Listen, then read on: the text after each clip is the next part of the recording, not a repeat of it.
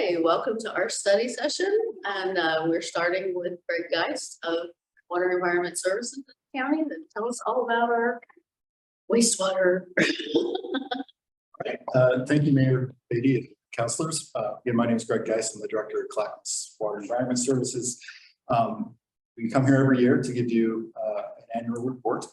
You should have the document in your packet. So we'll talk through most of what's in there, I think, and some things that I think might be of particular interest to you folks and to our customers. Actually, the document in our packet was your 2022 annual report, Right, yes. With like articles. Yeah, okay. So we'll cover many of those, Okay. but I also wanted to talk some things more specific to Milwaukie that you might find interesting or our customers might find interesting that's not necessarily in the annual report. We had a very active year, lots of projects, lots of partnerships, and I'm excited to talk to you about it. And we have pretty bold plans moving forward. I'll tell you about too. Feel free to interrupt anytime if you have questions. So for those of you who may not be familiar with WES, we serve about 190,000 customers in urban Clackamas County. We serve the cities of Milwaukie, Happy Valley, and down to Westland and Oregon City in the south. We operate actually 5 wastewater treatment facilities, 2 of which are our flagship facilities, our Kellogg facility here in Milwaukie and our Tri-City facility in Oregon City. We own and operate about 360 miles of underground pipes, 23 pump stations, and we treat about 7 billion gallons of wastewater per year. So basically we take what goes down your toilet, 7 billion gallons a year, and we make 3 things. We make clean water, we make a natural fertilizer called biosolids that's used in fields across Oregon, and we make energy, we make electricity. So we're very proud of the work that we do and happy to serve this community. One thing I want to call your attention to, so the green area is our service area, and I'm going to be talking about rates here. So what I wanted you to do is mentally draw a line between Johnson City, Gladstone, there towards the middle. Rate zone 2 is where we are, above that line. Rate zone 1 is below that line, essentially Oregon City, Westland, Gladstone. So remember rate zone 1, rate zone 2, and who that applies to. And that's your map of wastewater service. You also have some stormwater. Yeah, so we also do stormwater management and surface water management, but only in Milwaukie does their own. We do it in Happy Valley, and we do it for the unincorporated area of Clackamas County. So basically everything from Happy Valley down to Johnson City and to the boundaries of Milwaukie. Okay. You know, I was going to say, it's our job to protect public health and support the vitality of our communities, natural environment, and economy. So how we're structured, our governance structure, we are governed by the Board of County Commissioners, and they take recommendations from our WES Advisory Committee, which is a 20-member body that includes elected officials, business owners, environmental representatives, members of the development community, and did I say ratepayers? Definitely ratepayers.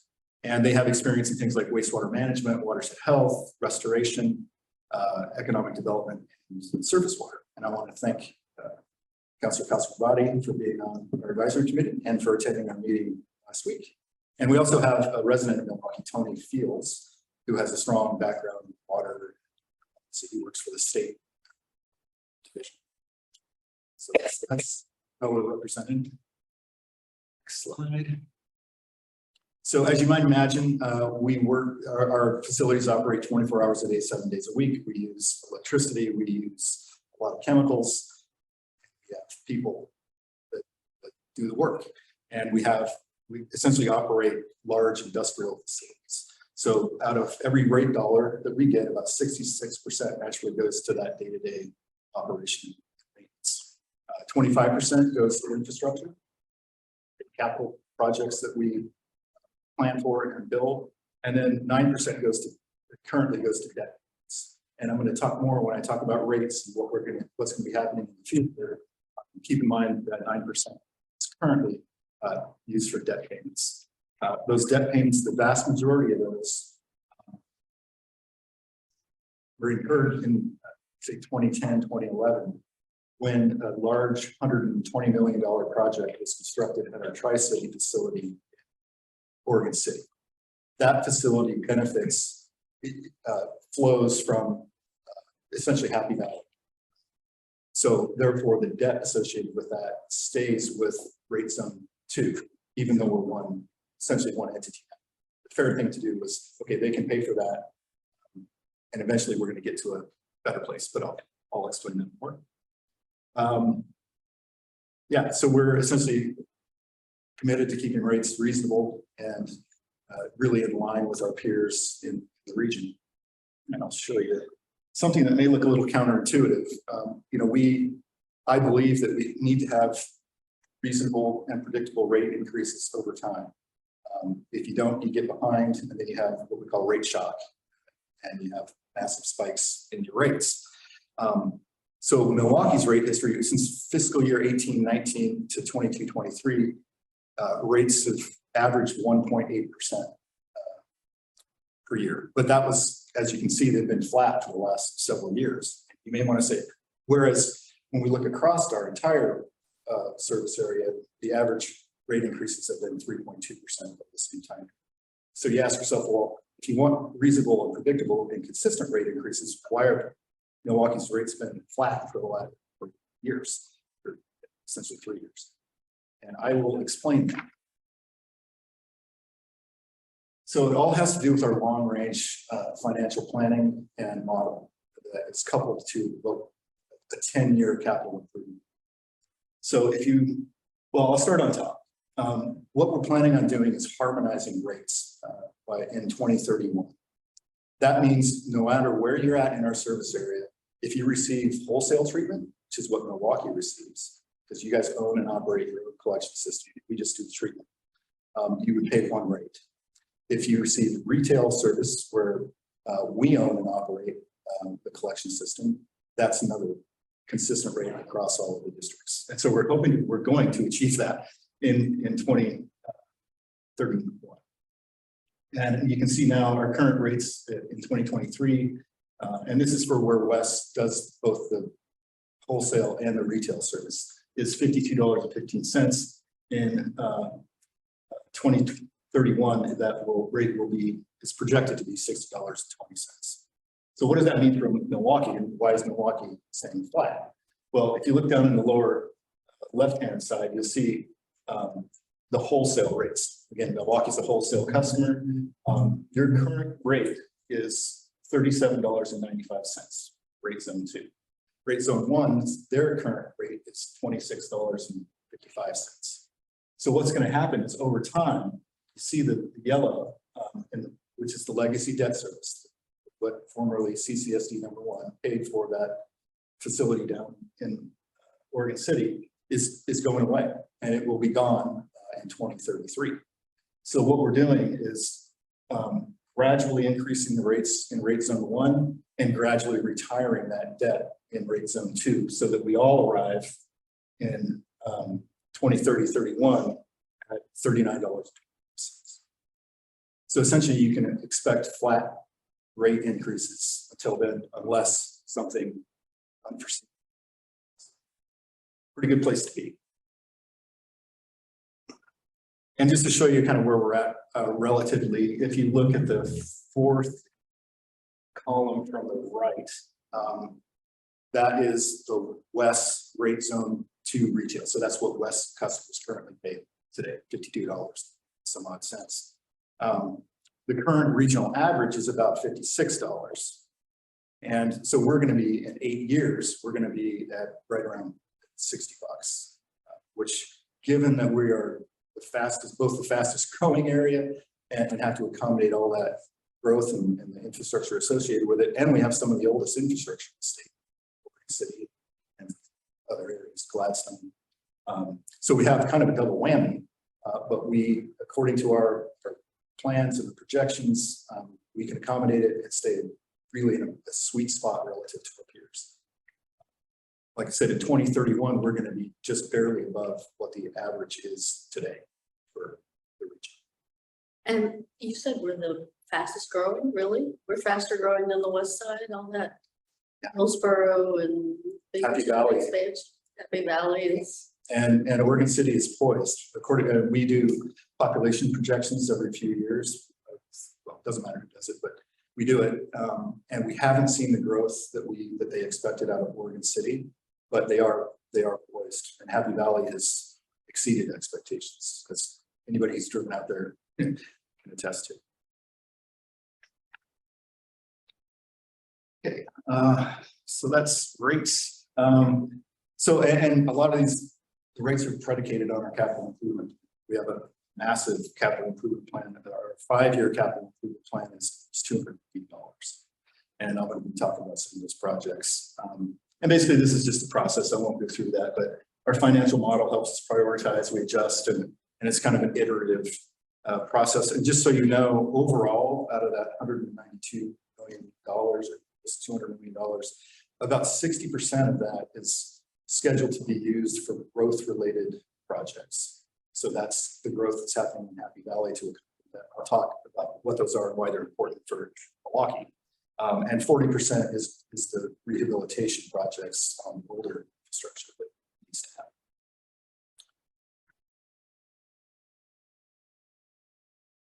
So one of the things I mentioned, the 190 part, well, we call it the 190 partnership, but back in 2016, there was a formation of a partnership that really allowed us to look at our service area as a collective, as a single kind of entity from a planning and financial standpoint. It really gave us the ability to consistently and accurately predict the future. We can look out 20 years, understand the engineering and the projects that need to be built, and build a financial plan that we can count on implementing in relation to that.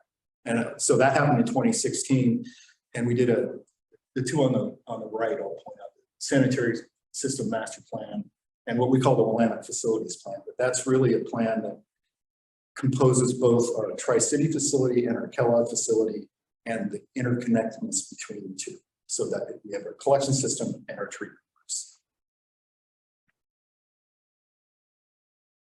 And again, I won't get into this, but this is kind of the iterative process, how we have the 5-year plan that leads to a budget.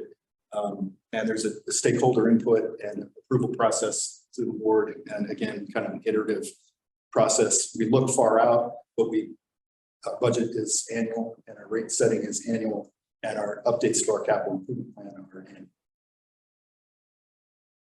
Right. So last time I was here, I talked about, I think we were either just finishing or almost done with a big suite of projects at our Kellogg facility. We spent about $17 million there. And if you look at the picture on the right, basically anything that isn't orange or blue, except for our administration building there in the top, has been touched by those projects. So we've done significant rehabilitation on many of our component unit systems within the treatment works. But we have a lot more to do. And if you look at both the highlighted areas, blue, the orange, and that gray topped building on the upper right, we've got a bunch of projects going on there. For basically over the next 7 years, we'll be spending another $40 million rehabilitating the Kellogg facility. Not expanding its capacity, but rehabilitating.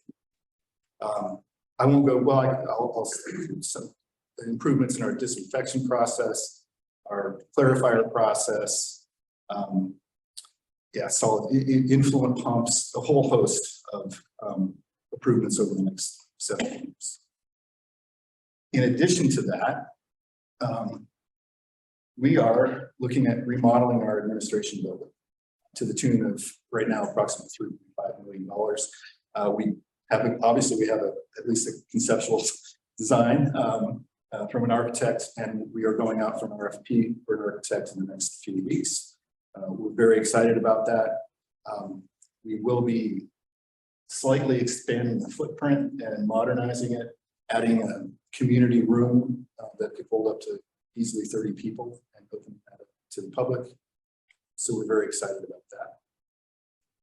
Can I ask about that? Sure. Not about that project per se, but about staffing. It's my sense that those who don't know, I live very close to the Kellogg plant. It's my sense that there's less staffing on site now than there used to be. It's more automated, I guess. It takes less people being on site. Well, it is automated. We have, like I said, the reason I came here early today is because they get there at 5:36 in the morning and leave at 3:30, but it is automated. And so if any problems happen, we get called in.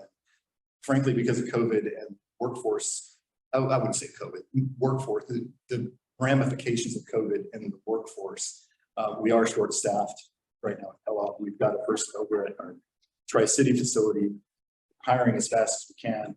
As soon as we get fully staffed at Tri-City, we'll bring one person back.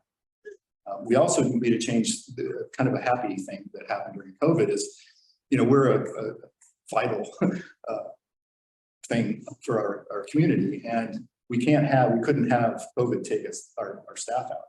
So we had to split into 4 independent in both time and space work units, which meant moving mechanics and what we call instrumentation controls, electrician type folks to the Kellogg facility. And that worked out great. We've kept that. So we actually have more people at the facility than we did prior to. Oh, okay.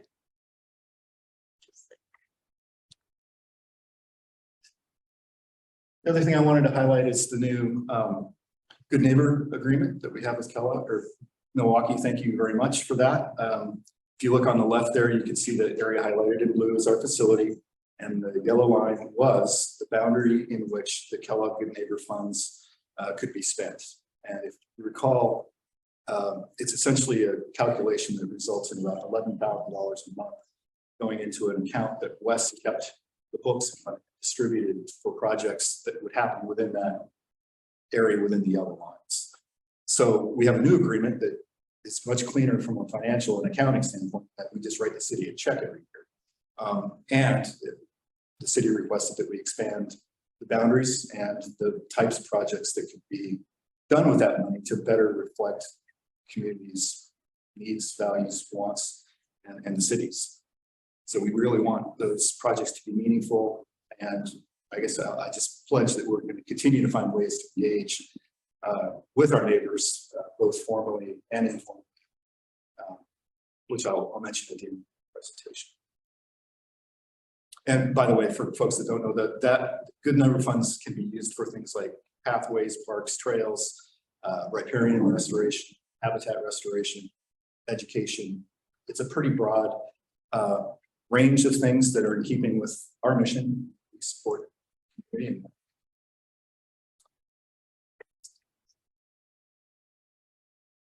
So our Tri-City facility, why is this important to Milwaukie? Why do you care what's going on in Oregon City? It's not in your front yard. How does it impact you? Our commitment to Kellogg has been for the last 10 plus years that we will not expand that facility's capacity or its footprint. In order to do that, a whole lot of stuff has to happen upstream.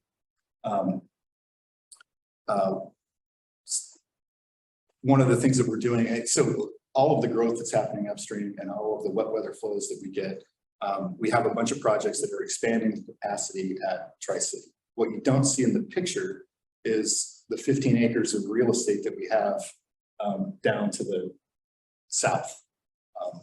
So I'll show you a diagram of how it currently works and how it will work. But basically, the capacity improvement projects that I'm going to be talking about at Tri-City have a direct benefit to Milwaukie, and we don't have to expand.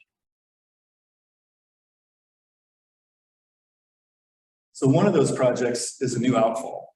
The current outfall was built 40 years ago and is really close to capacity during peak wet weather rain events. So we need to put in another one. And just to orient you a little bit on the picture to the right, our facility is located in the upper right-hand corner. The green, which is going to be the new outfall, since it goes from our facility, follows I-205 and out to the line.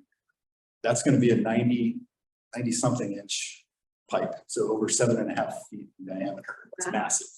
Our existing outfall is the line shown there in gray, which for some reason, I'm sure it made a lot of sense at the time, takes a bend and goes out through Clackamas Park to the water. And if you look on the slide or the picture to the left, I just think this is pretty interesting. So we're gonna, part of the path, essentially the green line from our facility to where about where the gray line splits off is going to be open cut and put in a big pipe. From there, though, we're going to dig a shaft and send a tunnel boring machine from there out to the river. So from where the gray line departs out to the river will be a large tunnel. We hope to get construction on that in 2026 to 2030. It's going to take a while. We're in a planning phases for that and design phase for that right now. And then when it's complete, you'll operate both outfalls? Yes. Yeah, we will primarily use the new outfall. It's at a better, from a water quality standpoint, it's at a better location in the river. And then during those peak wet weather events, we will also utilize the outfall. And it will give us redundancy to do maintenance on.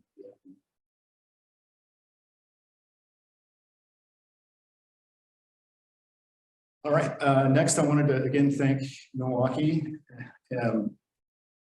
about our, what we call our inflow and infiltration agreement, I&I. We all know we have 360 miles of pipe in the ground. The city probably has at least a couple hundred.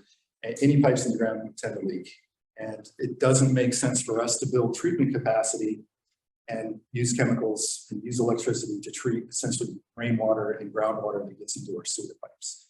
So we did a pretty detailed analysis, and we found that if we did try to build capacity versus try to reduce the I&I, it would cost over $100 million collectively over the next 20 years. So if conversely, we can, if we reduce the amount of flow and infiltration that gets into our system, we can save dollars over the next 20 years. So we now have inflow and infiltration agreements with all of the cities that we serve, where West agrees to pay for 33% of the projects in your system that help with that problem.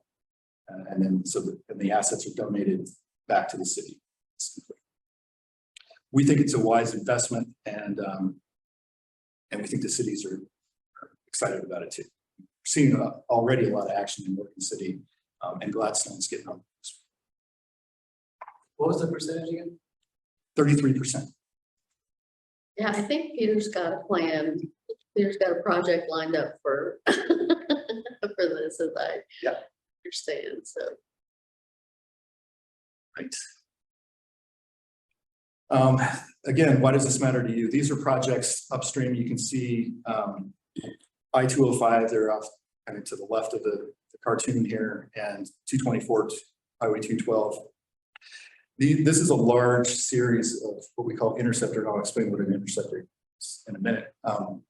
Projects that are needed for both rehabilitation and capacity is the main.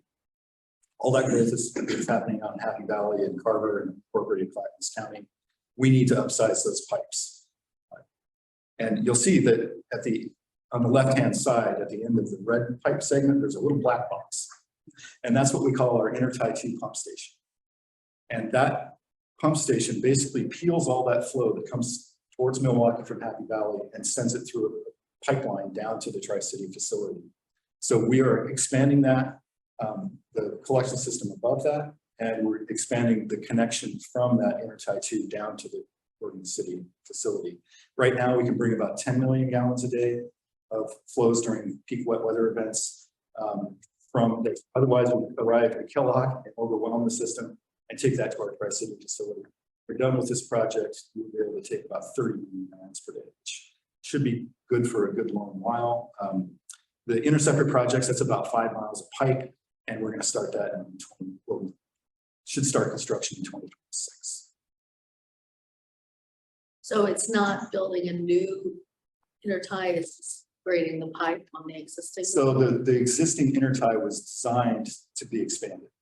And there's a pipeline that was put in essentially along that roadway. You'll see it's right by the Lowe's and the CarMax, but along that Johnson Road is essentially where the pipeline was laid.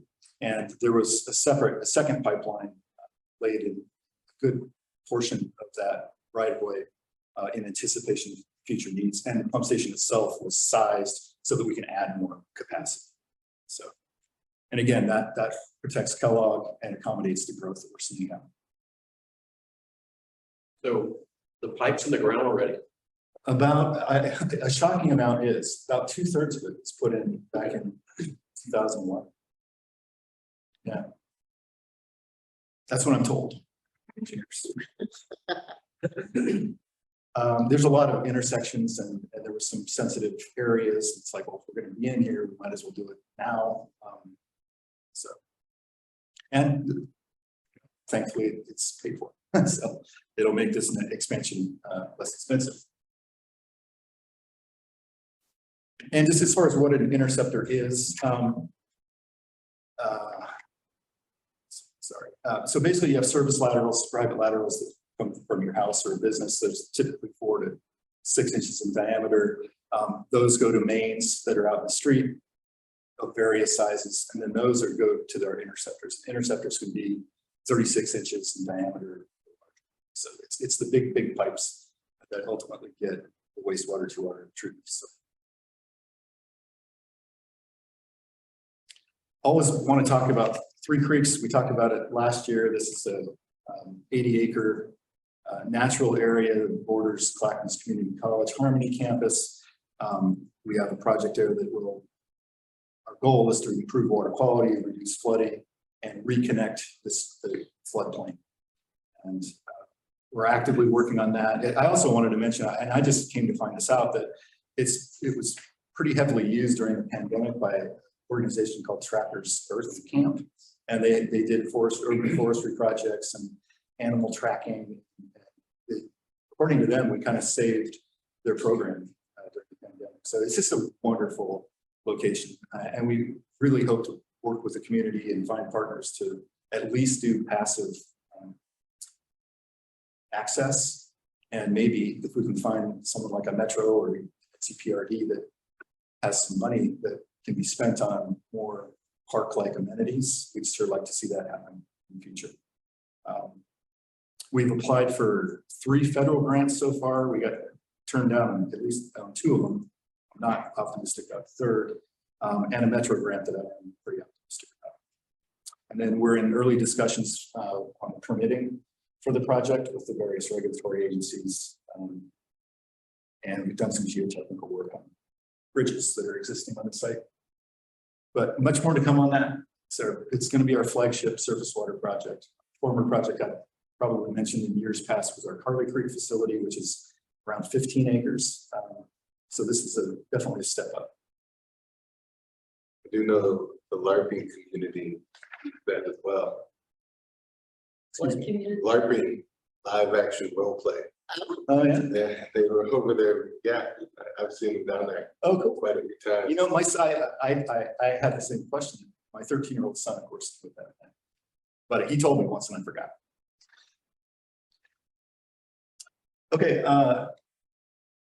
you know, our future in West is, you know, we do a lot of big infrastructure stuff, but we're largely out of sight, out of mind. People flush their toilets. Our lasting legacy is connection with the community, forming partnerships, being collaborative, and making people aware of the importance of clean water, engaged in it, understanding who we are, what we do, and why it matters to them. And so therefore, you know, we put a lot of energy into that community. So we actually came up with a new vision statement, which I think is in the annual report, I'm not positive. And with respect to our vision is to be a collaborative partner in building a resilient clean water future where all people benefit, thrive. One of the ways that we do that is through our River Health Grant program. It's a $300,000 per year program that we've partnered with private businesses, a handful, and lots of different nonprofits that do good water quality work that leverages, expands on the work and exposes their members in the community to the importance, which we think is an investment. I will note that Neil Schulman, who's the executive director of the North Clackamas Watersheds Council, which is in Milwaukie, is also on our advisory committee. And now with Neil, we now have 4 really strong surface water advocates on our advisory committee. So I'm energized about their input. Surface water program in general. So, yeah. We also have a long-standing and now 5 years into the future partnership with Solve, and which is great. We've collected hundreds and hundreds of pounds, thousands of pounds of trash with Solve along rivers and streams, and it's called the Summer Waterways Cleanup Series. So it's all over the region. Hundreds of people participate. We get, groups, many businesses allow a certain amount of philanthropic or community volunteerism. So we get lots of those from various Bob's Red Mill. I'm trying to the truck stop people, not Flying J. Jubits, yes, they showed up last year. It's been great. And then speaking of Solve, on June 10th, we're partnering with the Johnson Creek Watershed Council and the World Salmon Council to augment our district cleanups with educational opportunities and activities. We'll start the morning with a cleanup of Johnson Creek and then transition to a family-friendly Science in the Park event at Mill Park here in Milwaukie. So mark your calendars, June 10th, Solve, Mill Park. And then also we're going to be reaching out, if we haven't already, to the Island Station Neighborhood Association to see how we can contribute beyond just the use of the Kellogg Creek Park area for their events, for their annual summit gathering. So hopefully we can sponsor it in some way, participate, engage, and support that event. And I just learned tonight that hopefully Wes will be contributing to the July 8th event at the Milwaukie Bay Park. So just some of the ways that we're out there and involved. Oh, we also sponsor the Movies in the Park for Milwaukie, that's where we promote our Trash It, Don't Flush It campaign. So thank you for letting us do that and get the word out. It's really wonderful events. And with So that, that's through NCPRD, the movies. yes. Yeah. Yeah. All right, and I'd be happy to answer any questions.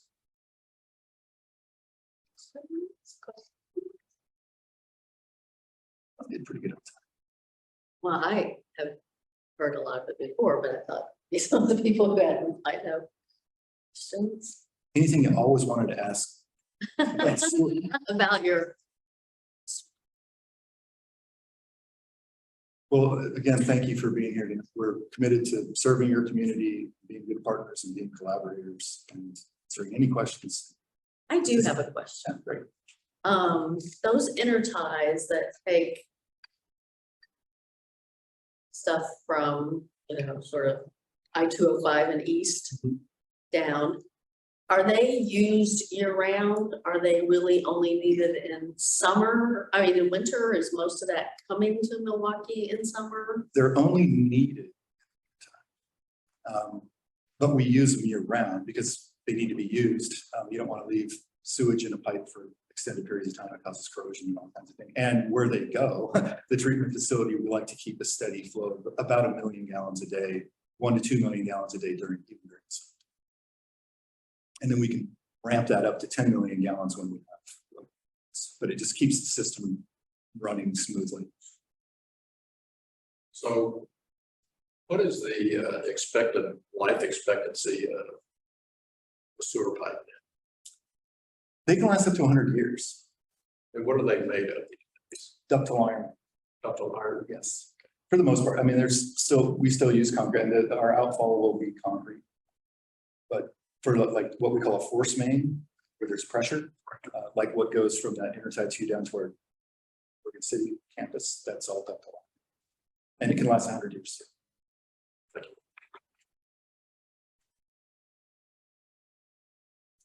Other question? Speaking of 100 years, since I've got a couple of minutes, I can't remember the city, it might have been London. And I think Washington, DC was also going to do it. Typically infrastructure is fine if you take out a state revolving fund loan that comes through the federal government. They recently extended that out to 30 years. But there are entities that are taking 100-year loans out on infrastructure because it will last that long. People are willing to lend them money on that. timescale, which boggles my mind.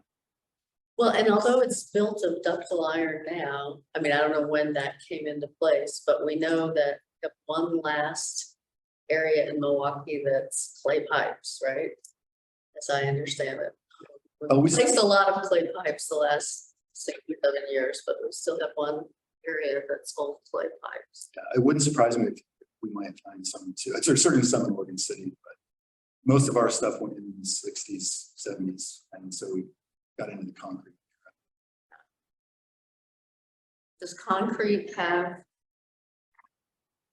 I&I issues? Oh, yeah. So the other big pipe material that we use is PVC. And so a lot of those older concrete pipes are, the joints separate and roots can get in and they crack.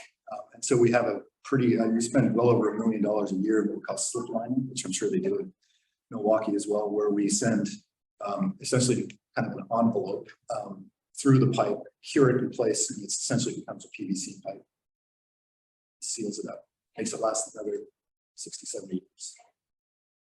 And they did that with a pipe along the Island Station neighborhood that was down sort of below the water line or near the water line. And yeah, they did that project. It's a very 4 or effective 5 years. technology to extend the life of construction. You've mentioned improvements to the station in Milwaukee. Are some of those seismic improvements? And what sort of improvements do you anticipate in the coming years for seismic durability? Oh yeah, every project that we do, if it's at all structural, we meet current seismic standards. For example, we own the old 82nd Drive bridge that goes from Milwaukie to Oregon City. You can see it from 205 just at High Rocks. And we recently upgraded that to modern seismic standards. So right now it meets it has a better seismic rating than either I-205 or Highway 99.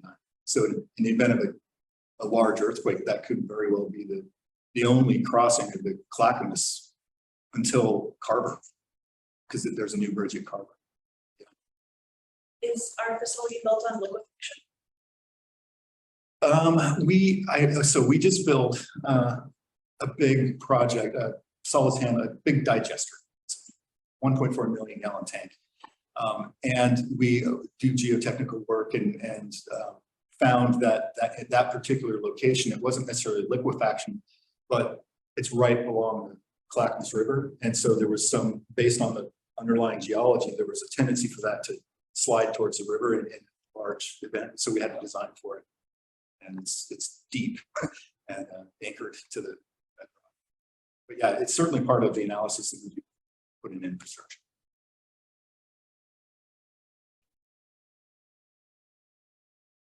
Okay. Well, no other questions? Well, thank you. Thank you very much. It's always a pleasure. Hopefully I'll see you all before next year. Thank you. Thank you.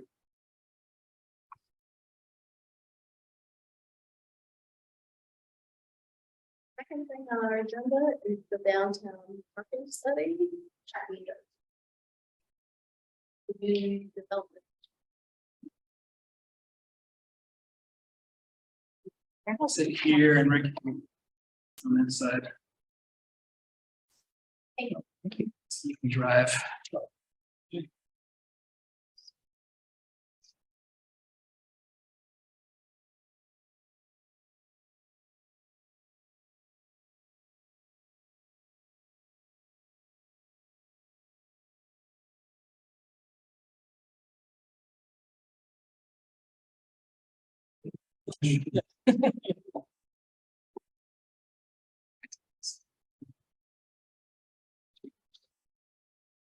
No, seriously? Yeah. No, you're right. Still a thing.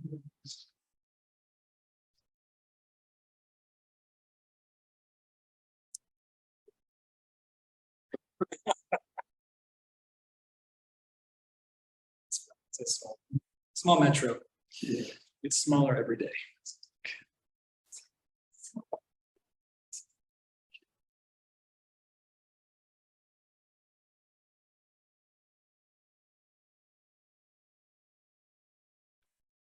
I guess, before we get started, I can introduce what's going on. Sure. I'm Joseph Brilio, the Community Development Director. Good to see you, Mayor and council members. My first study session, and I'm joined here with Rick Williams, he's the parking guru to the stars. And I say that in jest, but it's also kind of true. Rick is definitely very well known for parking assessments, understanding parking demand and supply, as well as strategies to meet that demand. So back in 2018, and I'm glad he's here again because he was part of our 2018 plan, which the council adopted, to essentially give the city tools as redevelopment activity occurred over time. As demand increased, the city could pull levers essentially and meet that demand with different strategies. Fast forward a couple years, the city implemented a few of those strategies in the downtown parking management plan. One being increased enforcement, some signage changes, and then COVID hit and demand dwindled, among other things. So staff we didn't pick it back up since then. Fast forward a few more years, COVID's kind of done, but not really. And I'm here, and before we decided to put more time and resources into what we do next with parking demand downtown, we thought it would be wise to pull our parking pal back into the mix and give us some new data, some new numbers, so we do make decisions based on post-COVID numbers, what's really occurring downtown versus 2018 numbers. And so Rick's going to jump into that in a second, but the mayor also asked me to provide a little more development context for downtown, what's occurring. Let's do real quick. There's a couple big projects, obviously Henley Place, which is occurring right behind us, the old Kellogg Mall site. It's 178 units, mostly studios, 1 bedrooms, 2 bedrooms. They have 173 spaces parking on site. There's 135 required. And they're slated to open in late summer, early fall. So probably be our next opening downtown. Coho Point, as you all know, we saw the developer a few weeks ago. 195 units, 81 parking spaces. 40 of those will be available to the public during business hours downtown. And if you remember, essentially it's going to be around 2026 if all goes well for that project to open up. They're looking at breaking ground in 2020. Still quite a few variables. Dogwood Station, which is 6 stories, 55 units at the corner of 21st Century in Washington. 55 units, parking of 43 spaces off the street, I should say. There's some on site and there's some shared agreement. And that is on hold. They're interested in middle housing projects right now. So heard of any desire to move forward with that project as of right now. Peak Funeral, which is being demoed right now next to Have they started them? started doing some interior demo. Oh, Yeah. okay. Start seeing more activity occur in coming weeks. There's been no pre-app, so we're not sure what that's going to be, but from talking to potential buyers that were interested when it was up for sale, it's likely high probability mixed use. Who knows how many units? Definitely some commercial stacked. Nautilus site, nothing's going on there. There've been some schools. The owner is not interested in selling that property, so you're not going to see that develop into any residential units essentially, because it's just not, it doesn't make sense to make this property and then redevelop it. Some specialized like outdoor schools, as I understand, poking around that space. So nothing new to report there. And then Moda Building, that property, no news, no activity. So that's kind of the greater context of what I know and don't know as far as development downtown. And with that, I'm gonna Mr. Williams. Thanks, Joseph. Mayor, councilors, it's great to be back. And just listening to Joseph, it's wonderful to see all the changes that are occurring downtown. My first experience here as a consultant, I think 2002. We did some work for you on nascent parking management plan then, and boy, what a different downtown it is. And I think it's in many cases it goes beyond even at that time what people thought could I just remember the big discussions over the parking lot downtown. What's going to happen there? Light rail wasn't even, so it's great to be here and thanks for having me. As Joe said, we want to update you first because we know there's several new counselors and give you a sense of where we were in 2018. And the great thing about Joseph and the city bringing us back in 2022 to look at the downtown is because having done the study in 2018 was actually a good thing because it was pre-COVID. And so it kind of gives you a baseline of where we were. The reason the study in 2018 was done because there was a lot of worry about growth getting ahead of the planning process as specific to parking. So we want to update you on that and what what was in that 2018 plan. Then give you a look at the findings from 2022 and how they compare to pre-COVID, post-COVID. And then considerations to think about moving forward to 2023, and then questions and answers.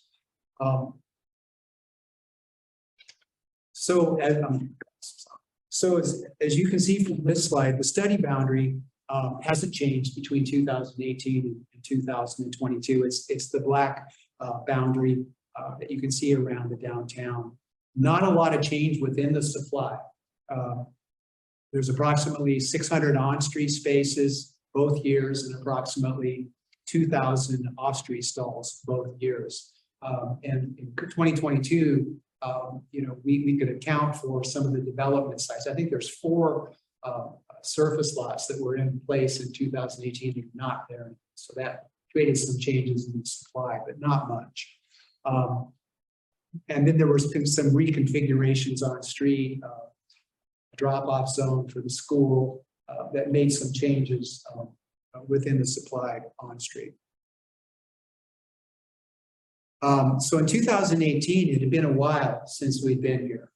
And so we did a full inventory of all the on and off street parking supply in the downtown. So we know where every stall is located.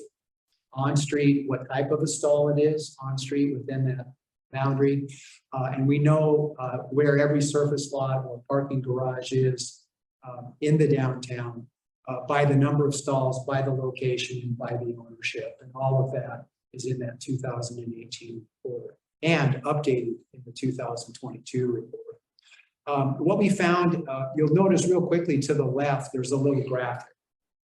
You can see the sort of the downward pyramid. That's just a tool that we use when we give public presentations. So people know when we say it was 70% occupied, what does that mean?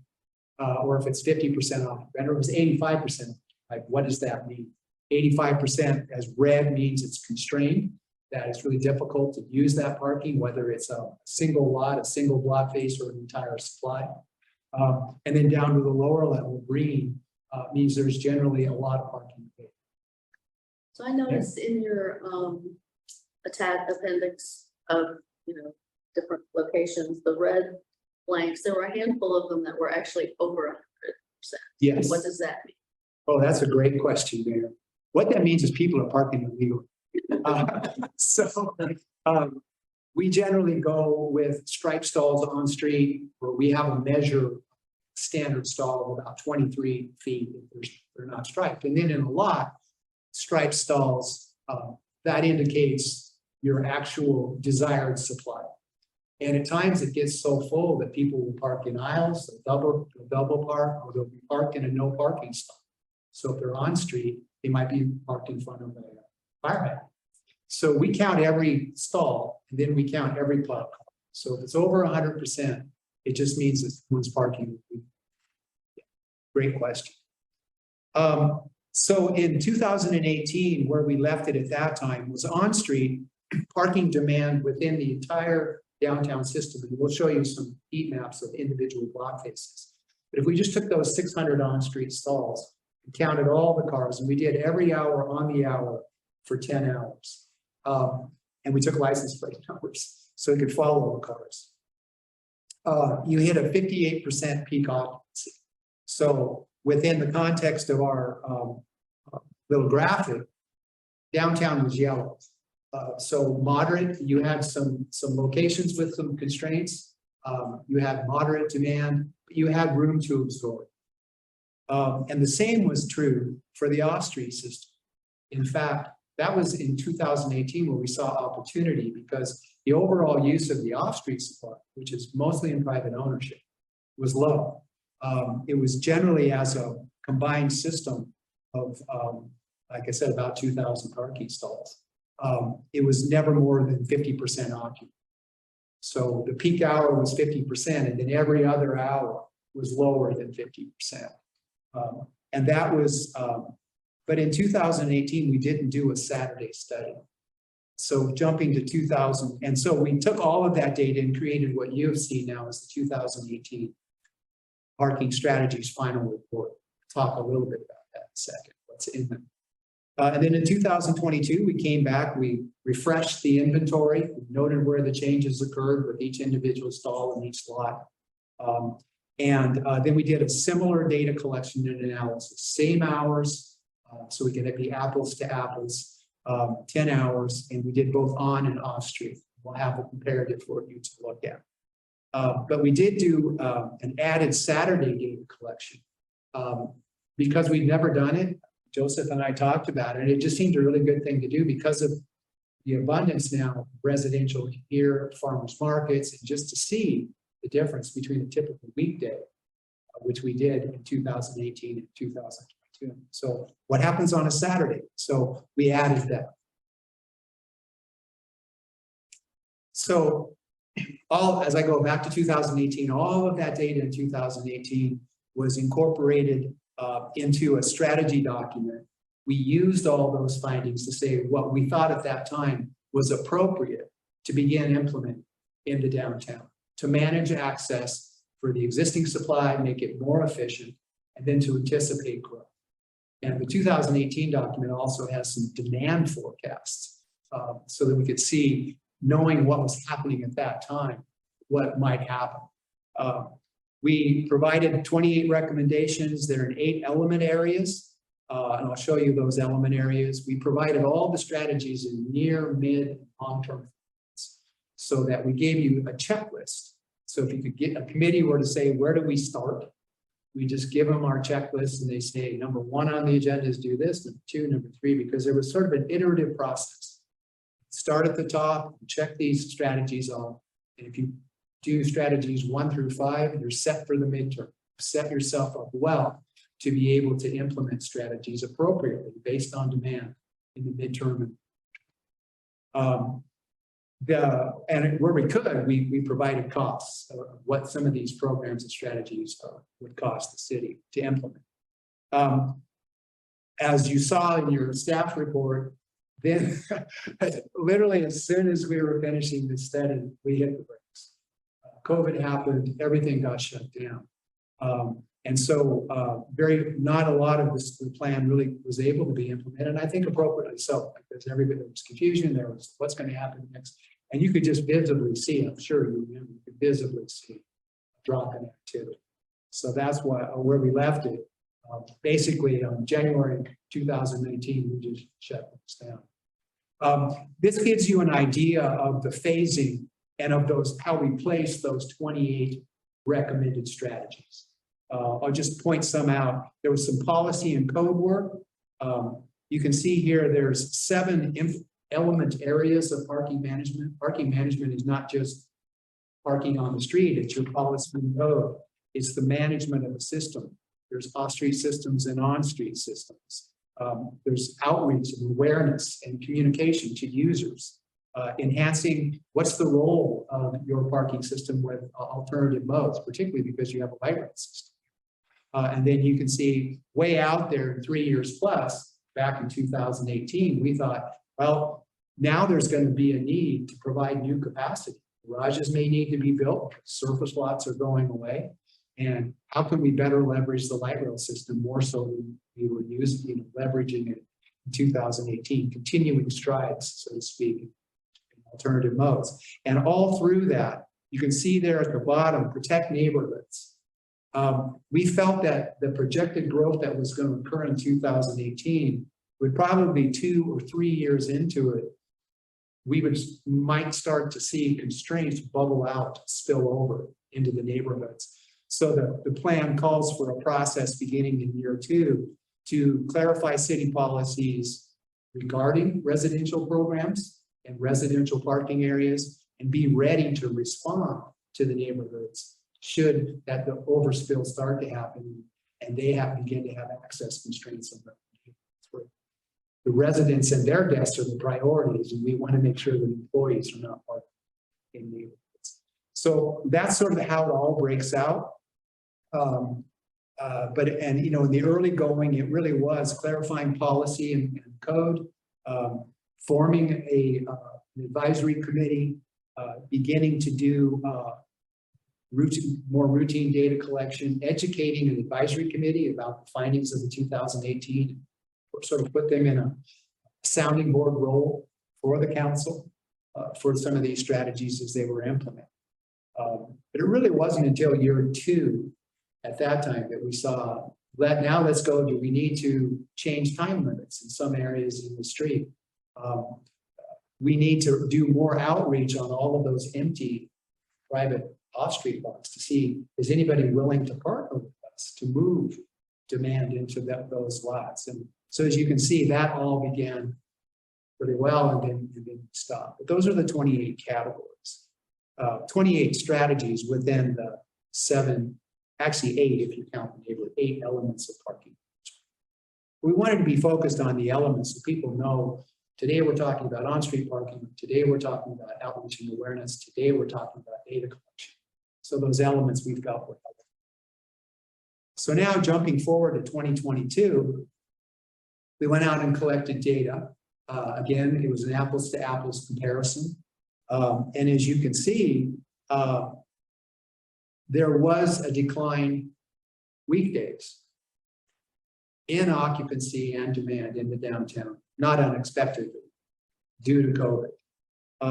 In 2022, the peak hour dropped to 46.7%. You can see that with the green arrow there on the bar graph.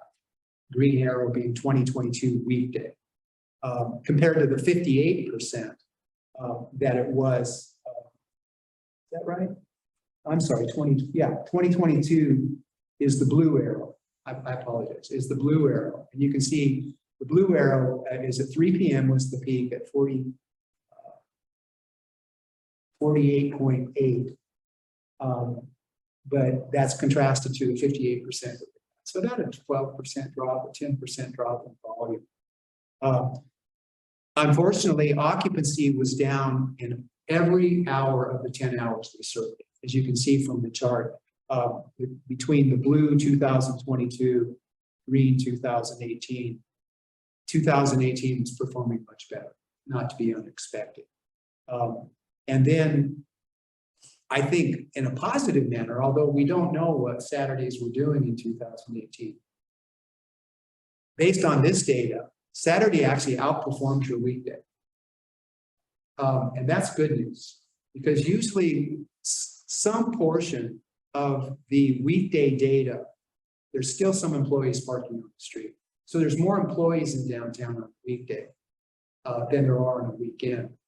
And to see your volume go up on Saturdays now means that's visitor. That's a high proportion of visitor traffic. So that's a real positive and something we need to watch and something we need to continue to support, encourage.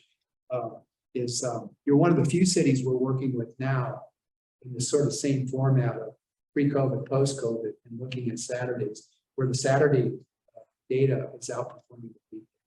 Because when you have employees and visitors, oftentimes weekdays will outperform the Saturday, even though Saturdays are robust. So we see that as a good sign. That green, the orange Saturday outperforming the day is a really good sign. Well, and this was a Saturday in October, whereas I think if you came on a Saturday in July, yeah, you would see even more. much higher. Absolutely, absolutely. Yeah. And that's a good point. But again, we try to replicate the time spent. I think in future data collection efforts, and Joseph and I have talked about that, now that we've reestablished a baseline, doesn't mean you have to adhere to this same pattern. You could go out and say, now we want to do a Saturday in July. we want to do more further into the evenings, or we want to just do different seasons. That's the great thing about a database is, you know, constantly refreshing it, but also making sure that, well, you know, that's a March or that's an October. Go ahead and find out. It's a really good. So here's the heat maps. So again, this is 2018. So the peak hours you can see was 58% occupied as a system as a whole, but you've got some red block faces. This was in 2018. And you can see that there's concentration of red block faces in the blue circle. But in total, you had 16 constrained block faces within the downtown. And so there were certain portions of the area, particularly within the blue circle, and even there to the south, the lower south west. There were, so when people came into downtown in 2018, even though the overall supply was only moderately used, perceptually, there were areas of the downtown where we could say people might complain. They come in, they feel it's constrained, and constraint, that red portion of that box usually means constrained, but it also translates into anxiety, particularly for a user, a visitor user, a transient user. Sometimes people don't want to drive all over downtown. They'll drive through that blue circle and say, okay, can't find parking. And because there's not a great correlation of communication between the on-street system and the off-street system, they might be driving by empty surfaces that they may not be allowed to use. So they're empty, but the signage on the surface lot says only for. So this was 2018. So even though moderate use, pockets of constraint, and that's why there was a sense that we need to move forward on some more aggressive strategies in 2018. 2022, you can see that it drops considerably. Even though there's still 13 constrained block faces, the red block faces, they're more evenly distributed across the downtown. And no matter where you might drive into downtown, it might be a constrained block face, but there's generally even parking available right across the street. So I think this reflects the drop from 58% to 48%. And I thought what was interesting is the center of gravity change. Because again, that blue circle, I'll go back, that blue circle in 2018 was kind of in the middle of the parking study area. Same parking study area, and everything is kind of moved west. Oh, I'm sorry, north. So that's a big change. But again, I think it's reflective of the data, the sense that things have slowed down. So what strategies, we'll talk about this in a minute, what do we need to do? And questions at any time, please feel free to ask. Okay, I noticed with apartments, you counted some and you didn't count others, and it would have made sense to me that apartments are for the residents and so you don't count them, but you did make a choice to count parking spaces at some of them. Can you talk about why? Yeah, Or how, what's the difference? it's we would have counted them all. Some of them, it's a matter of them letting you in, because many residential properties are behind a closed gate. So we did get into some residential properties because we were allowed to get in. So, in the future, and that's through the partnerships that you guys have with the Downtown Business Association and your own relationships with individual property owners, that they get more comfortable with why you do your parking studies, and say, we're doing a parking study, here's our data collector, would you let us in on this day? And even in some residential developments that have their own on-site security, they've agreed to just count it for us. We give them a data template they'll count. But the long answer to your question there is sometimes we can't get into residential sites. Because again, this was such a small area, we could have counted every single lot if we could have gotten it. But again, for future data collection, that's something, a goal would be to increase the number of residential properties. The off-street performance. So again, as you know, in 2018, occupancies were low anyway off-street. In fact, there were 1,000 empty parking stalls identified in the district at the peak hour. So there was always at least 1,000 empty stalls in 2018. Again, that's why we thought good for development. We've got absorption, but also wonderful opportunity for shared use of parking. But what we found in 2022 is let's see, in 9 of the 10 surveyed hours, we showed a drop, even from 2018. So it went from low to low in terms of demand for parking. But the total number of stalls, because we had some attrition of lots, the total number of empty stalls stayed about the same, around 1,000 stalls. And Saturday, again, still an opportunity there. You can't compare it really to 2018. But you can see that the peak occupancy for the weekend is 26%. So let's say there's 1,600 empty parking stalls on the set. So that was a key finding. That said, moving forward, as demand continues to grow, your off-street system is still a huge opportunity. If we can just create the partnerships. And we know it's a huge challenge for a private owner to wrap their minds around letting a non-site user onto their site. So there's education that needs to happen. There's protocols that would need to be developed, but it's certainly an opportunity. I've told Joseph this, if you have a 50 stall lot and you had to replace that in a garage, so you have an existing 50 stall lot, if you had to replace that in a garage, it's about, it's 50 stalls times minimum 50,000 to build that. So the opportunity costs here as transitional is still huge. So that finding hasn't changed. Off-street performance, this is just the heat map, same kind of comparison. This was 2018, and you can see that it's not 8 constrained block faces, it's 8 constrained sites. I apologize for that. And you can see that they were fairly dispersed around. The sites that were constrained were fairly dispersed. And if you look at the street lines, most of the areas where we had a constrained off-street site, there was on-street parking available. And if you look to the north, where we had constrained parking on street, see that those 2 major long block faces on the north, wherever we had a constrained on street, we had lots of abundant off street parking we could just access. So that was the 2018 heat. 2022, we actually have, and again, I use block faces, I apologize. We had a total of 10. We actually increased the number of constrained off-street sites, even though the overall occupancy of the system went down. We had more constrained sites. And uniquely, again, like the on-street system, the centers of gravity have changed. You see the blue circle to the right, we have a cluster of very constrained off-street sites. And the on-street system is low. If you look at, can you see my cursor? Is it show? Yeah.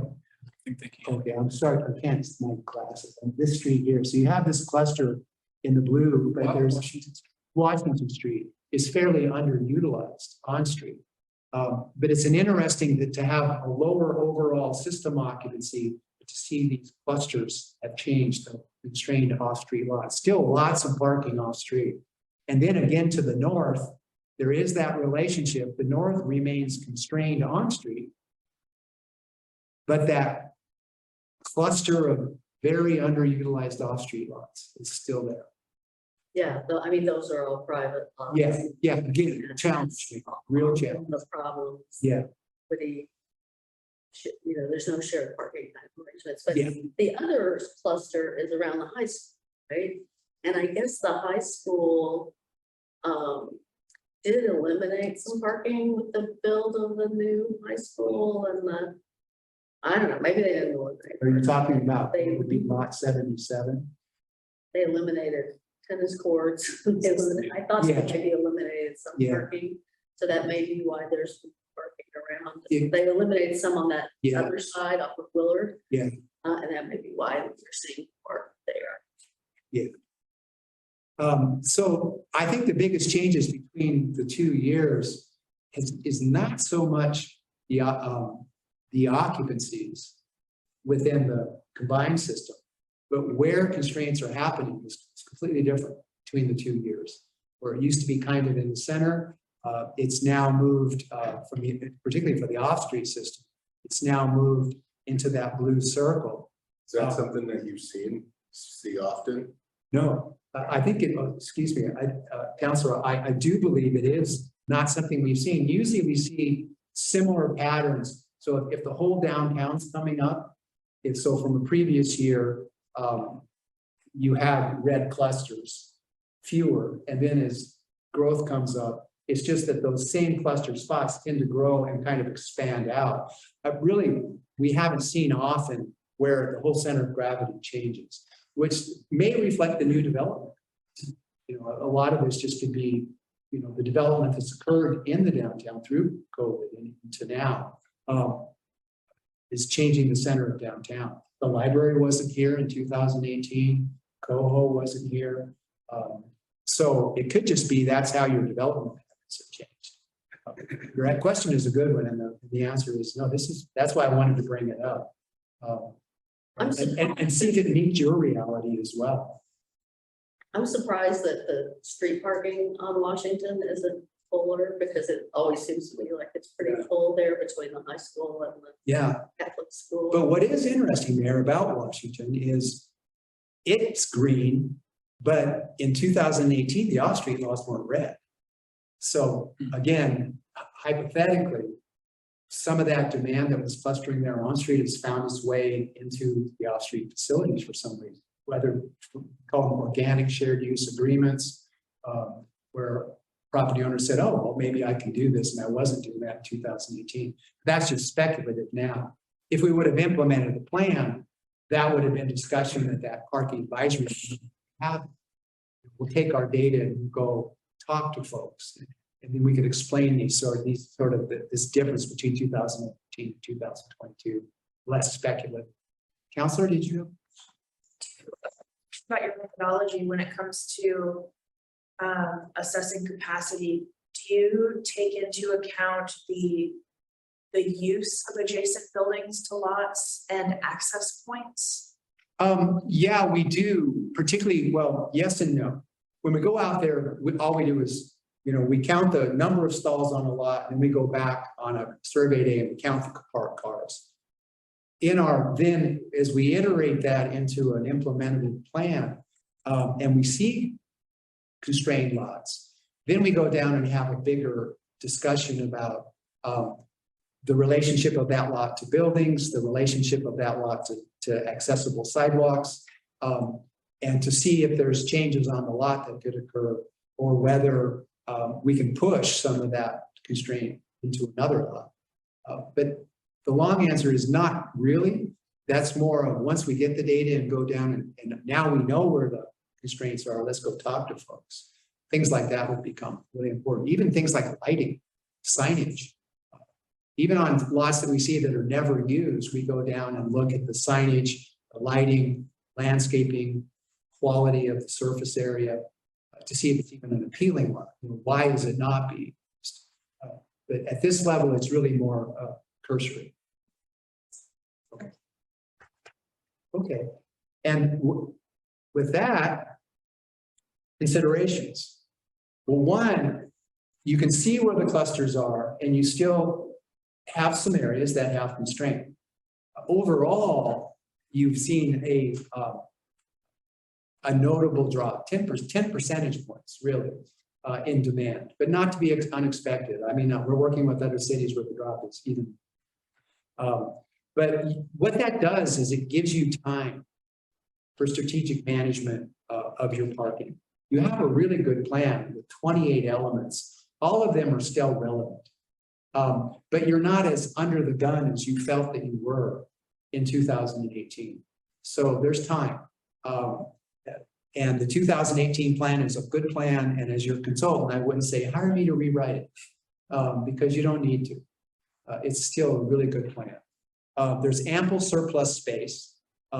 We just need to, that's the challenge, is we just need to, over time, as occupancies come back, to communicate to users and with owners of property and businesses, where can we put your employees in so that we're not having conflicts between employee parking downtown, visitors. We want the visitors in front of the ground level businesses. But again, you have time, you have ample space. You have capacity to absorb. Even on Saturdays, that was really heartening to see the use pattern in October on a Saturday in downtown. But you have capacity to absorb. So that hasn't changed. You know, when I talked to you about opportunity costs, you've got millions of dollars of empty parking sitting if you had to replace it. So work with developers, encourage development to occur. You know, you don't have any barriers to access right now. It's really more management and communication.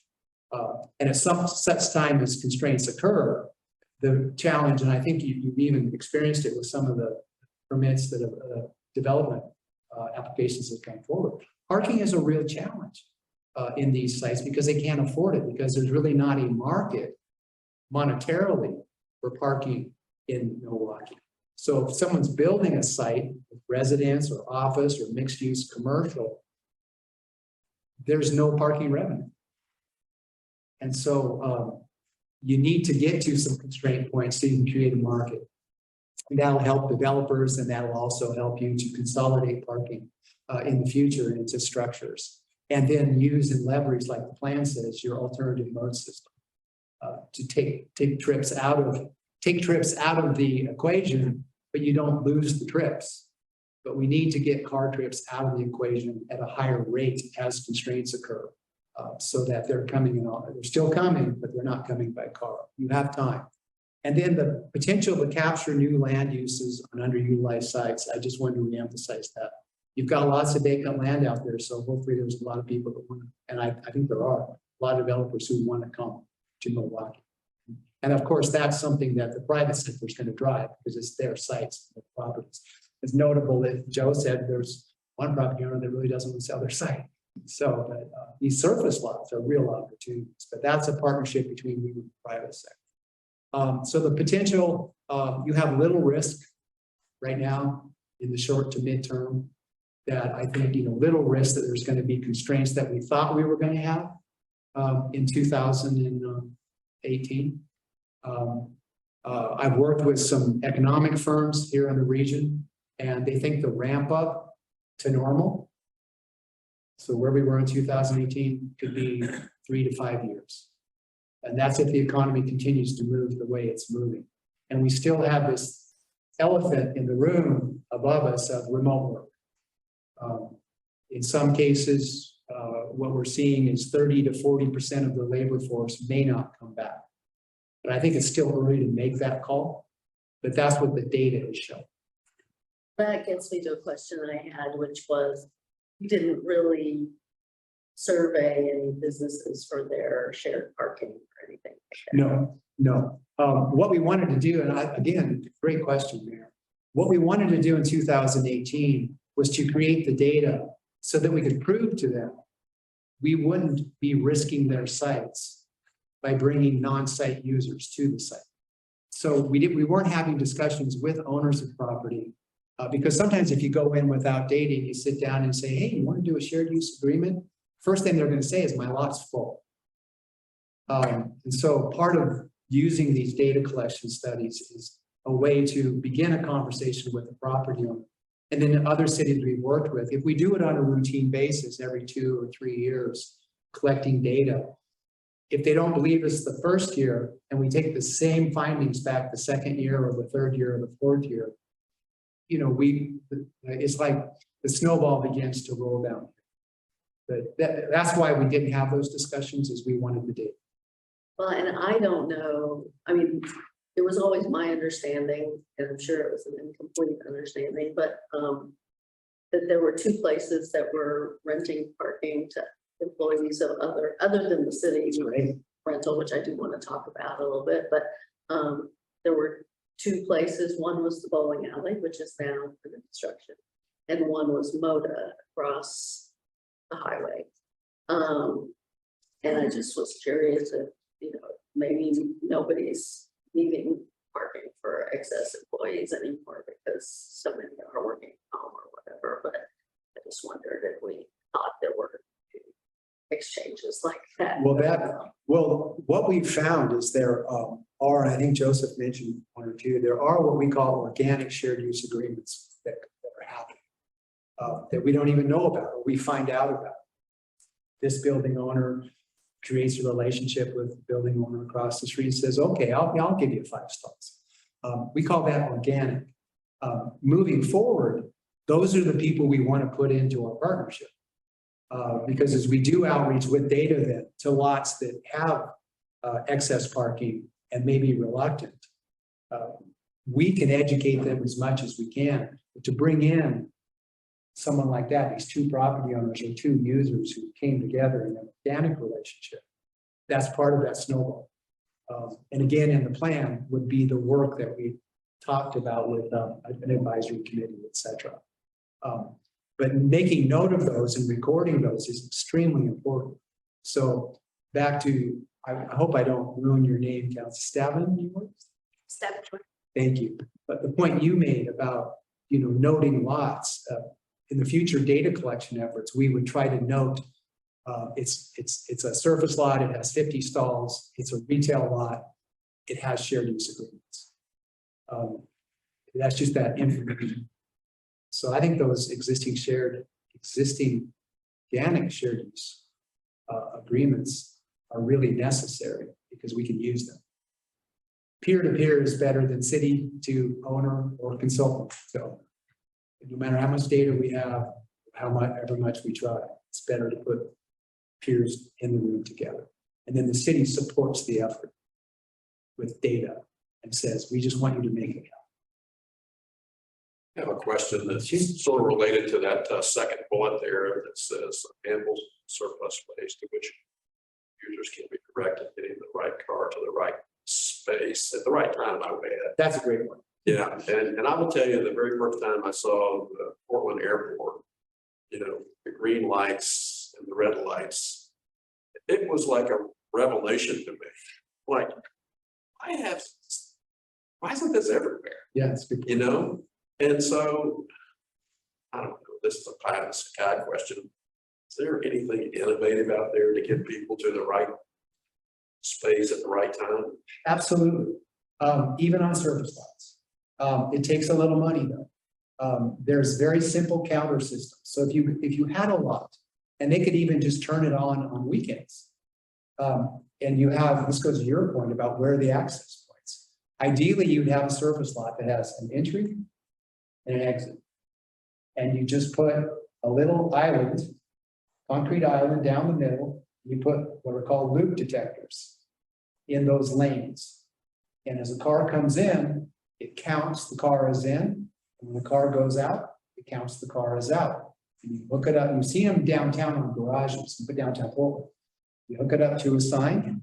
It's got a little board on the bottom of it, and it says public parking available. And it'll say 14 stalls in green. And if it's not available during the weekdays, it depends on, it could be evening, it could be weekend, it could be all day.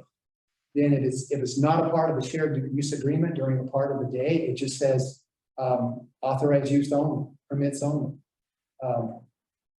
And so, yes, those very expensive systems like the airport, which are millions of dollars, and I make you, Counselor, I love that system. You just look at the green lights, but you can do it. But that would be a part of a longer term effort with a property owner. Kirkland, Washington, actually, through their parking management plan, offered, and even Seattle, as a part of a shared use partnership, offered the equipment to put counters and signs on garages. In Seattle, it's called ePark. You drive around downtown, you see an ePark sign. It would say, give you an address, give you whether, in green, how many spaces are available, or it'll say full. So yeah, there is a way to do it, even in a town like, you know, a small downtown like Milwaukee. Yeah, we, you know, it doesn't sound like we're at that point. But I'm just trying to think down the line about innovation and that kind of. But, you know, I would offer just one other thing.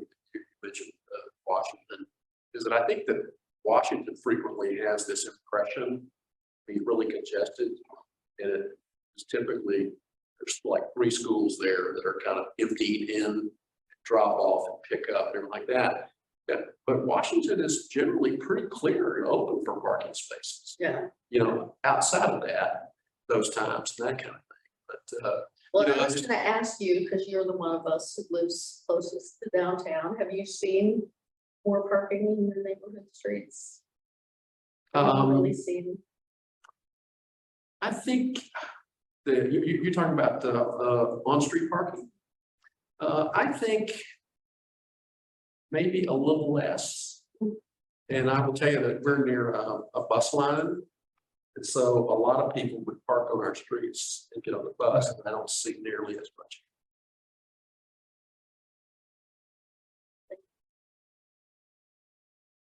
Did you like I have a couple other questions. Go ahead. So along with that same point, the right car to the right space, I'm actually interested in motorcycle spaces. Mhm. So what sort of, like, is that part of the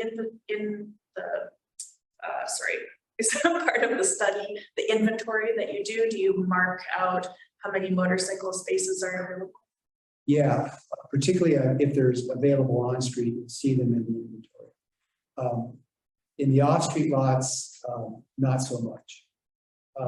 But I think it's important moving forward to always consider, and there's an even trend now, scooter spaces, motorcycle spaces, up to and including the eateries that people are asking for.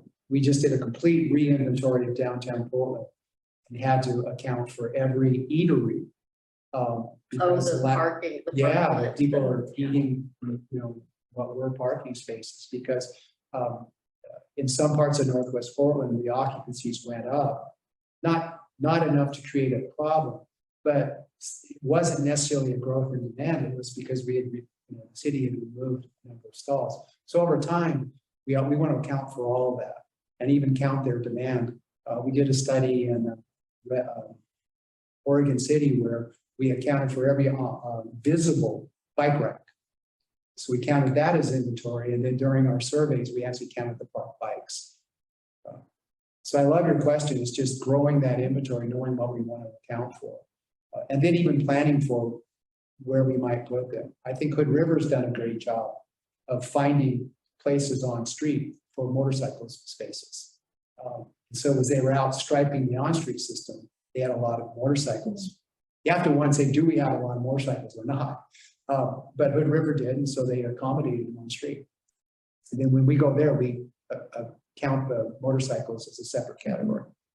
Yeah, I think in some of the more concentrated restaurant areas of downtown, or, you know, where, especially in the summer, but, you know, if you're not a fair weather rider and you ride year round, to make it more welcoming for those types of vehicles as well. I mean, I know that Milwaukee's done a lot around making a welcoming environment for bikes. And I think that I love the idea of counting bike racks to see what that looks like.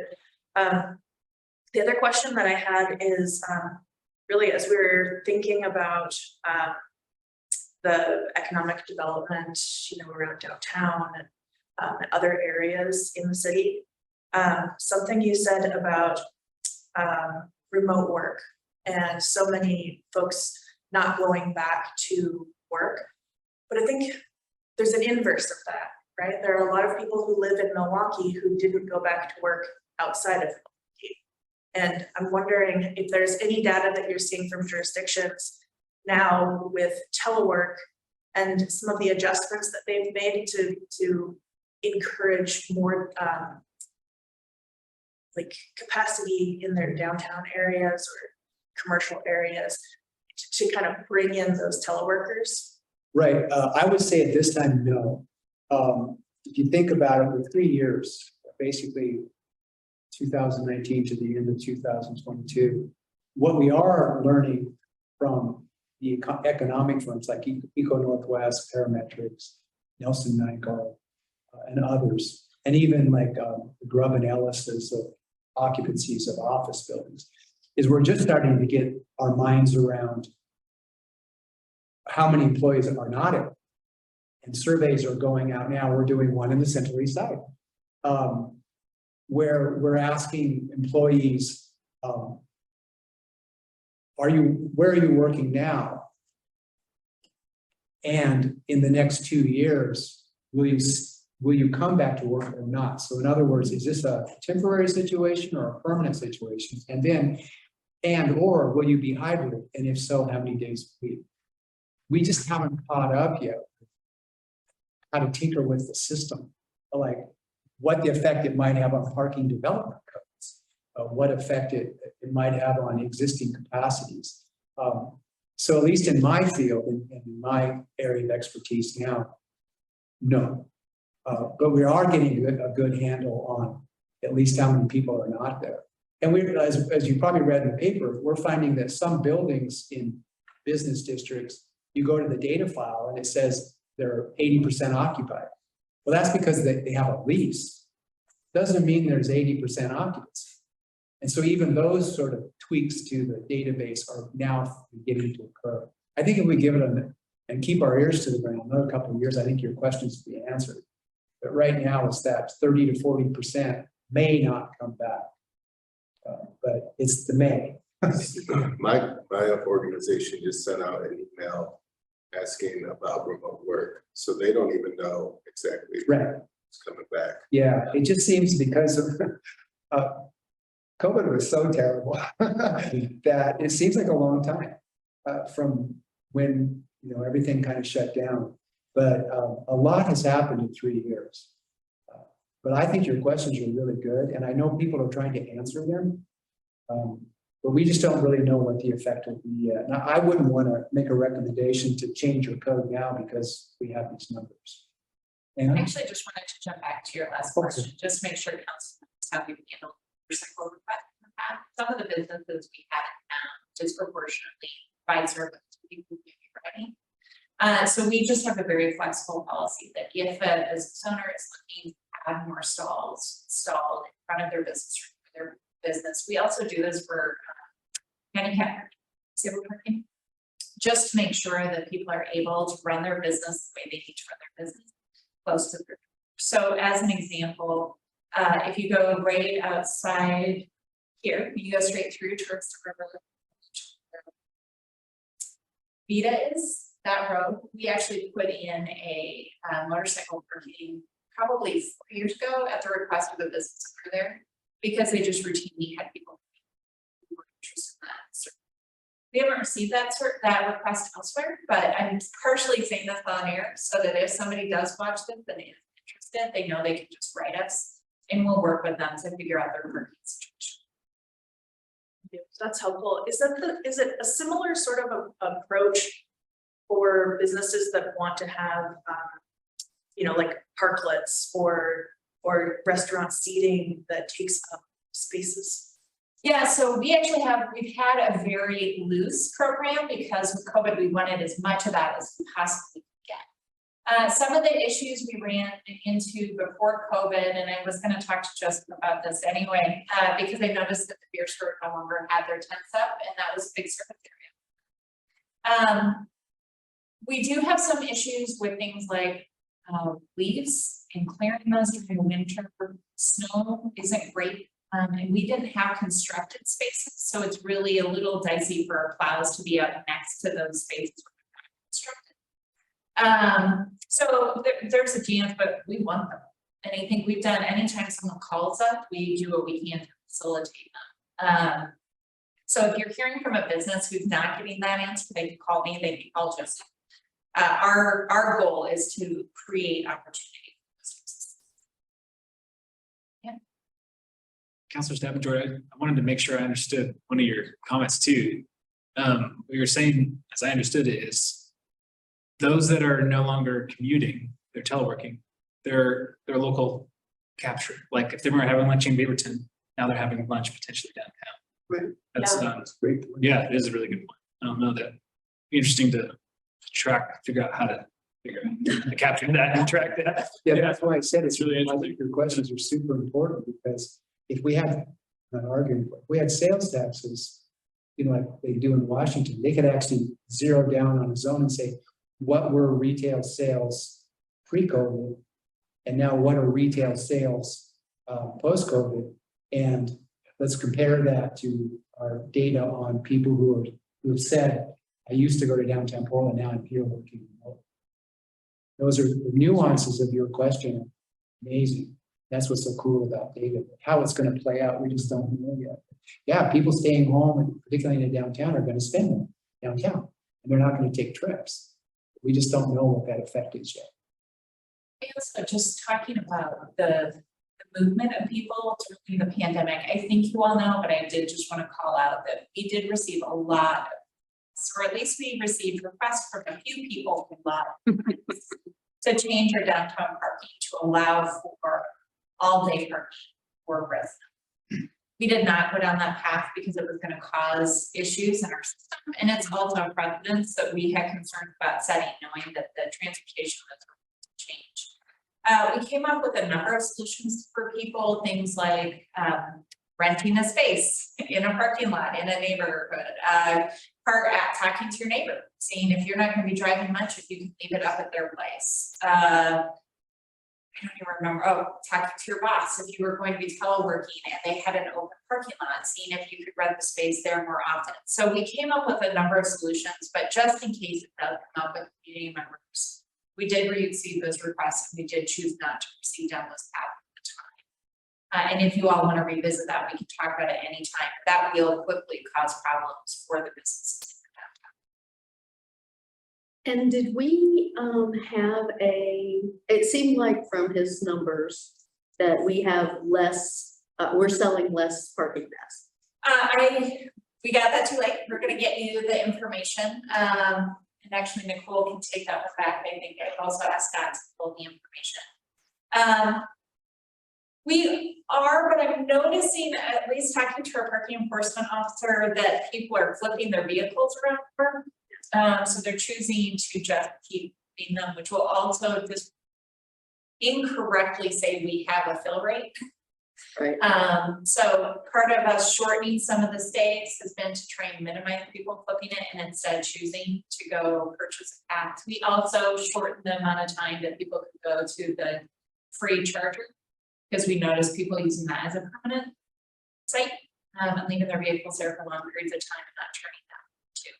So I think your assessment's correct, but I don't think it's because we have fewer people working in downtown, or I think. Okay. Well, so that gets me to the parking lot across from City Hall. And it's been kind of a pet issue of mine for a while. I have spoken to people at the beer store, just hanging out, who don't know they can park there.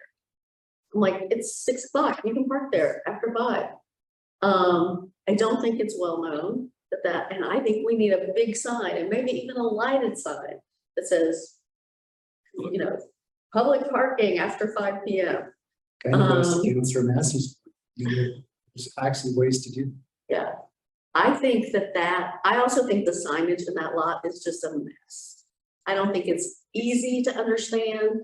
I think it's a mess. I think we could make that lot a lot more user-friendly and a lot clearer for people. Maybe we paint the drive aisles, and the one that's staff only is painted red and the signs say restricted, and then the others are a different color or something. I mean, I just really think that lot is our sponge. It is our fudge factor as things do start to get busier again. That lot is our place where, and like on the, especially, I mean, Sundays it's the farmer's market. So that is the cautionary note. We have to, you know, clear it out the farmer's market on Sunday. But Saturday, like the you know, we do have parking hours posted on Saturday. I don't know how much we have enforcement on Saturday, but that has been historically a complaint of the downtown businesses in the summertime, is that the downtown parking gets filled up with park users, with people out on boats who are gone for 4 or 5 or 6 hours. Again, that parking lot is where we need to be directing people instead of parking on the street. So I really think we should think about re-signing and, you know, making that parking lot a little more intuitive and clear for people in terms of where they. Well, the 2018 plan actually has a section on that, signage and rebranding, so. Yeah. Oh, does it? Yeah, Okay. no, but your point is. For that lot. For any lot under city ownership. And then any lot that might want to join a shared use effort. And it also, not specifically in the plan, but even things like Councilor Massey's point about other elements that would keep, like what you're saying, which would just augment the ability to direct. Yeah. So that's my pitch on that lot, needing a little love. We also got a question, we got a complaint from a resident last week or the week before about one lot where there is private parking and they parked and they got ticketed.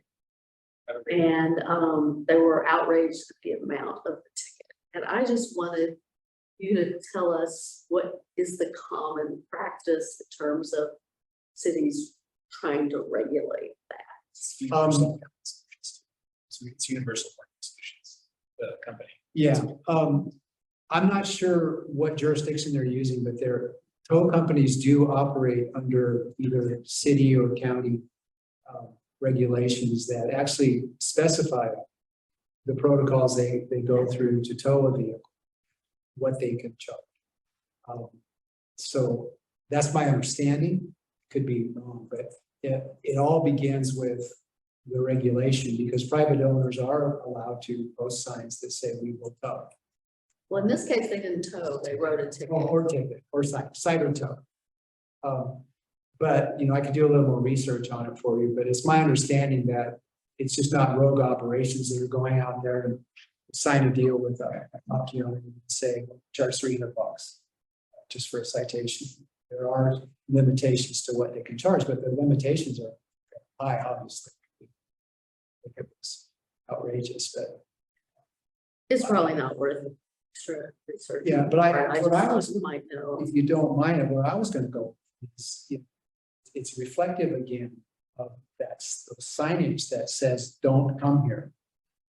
When that's why eventually, you know, our firm, because we deal with a lot of Main Street cities, you know, our philosophy in Main Street cities is that everybody, because we're all a part of what's good for me is good for downtown, what's good for downtown is good for me, that we're a collective partnership because we are a small town. And our view of parking should be it's a community resource.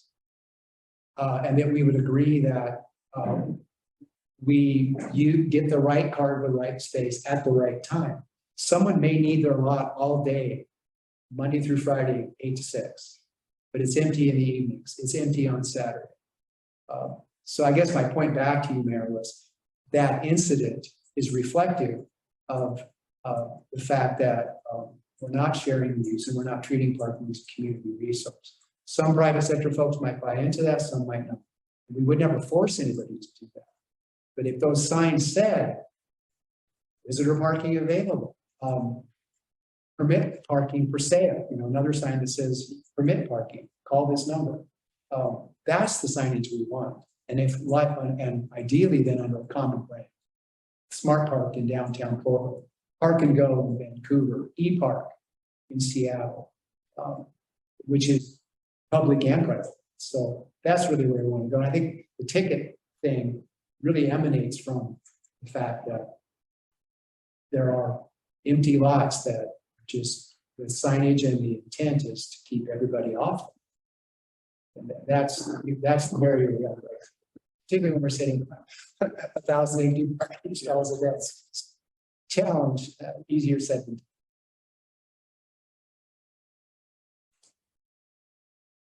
done. Other questions?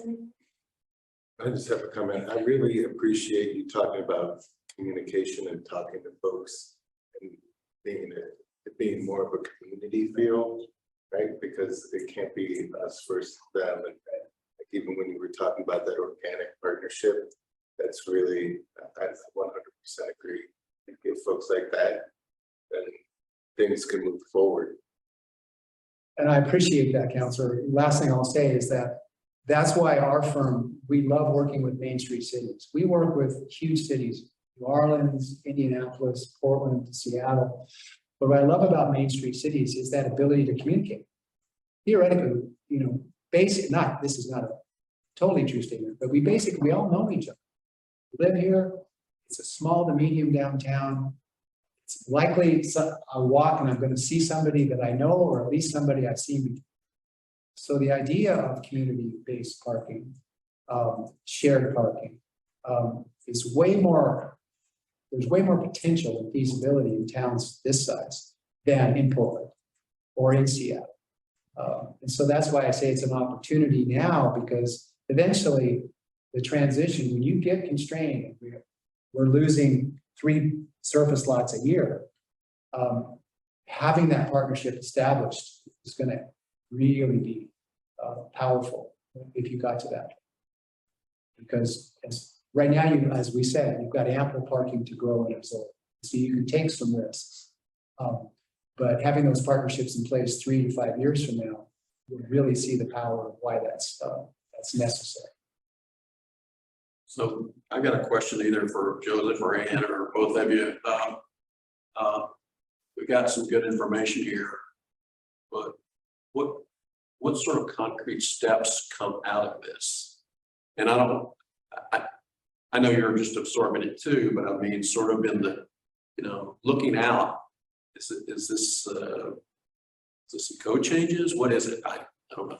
Well, I mean, I know Joseph has, he wants to work on this. He actually cares a lot about this issue.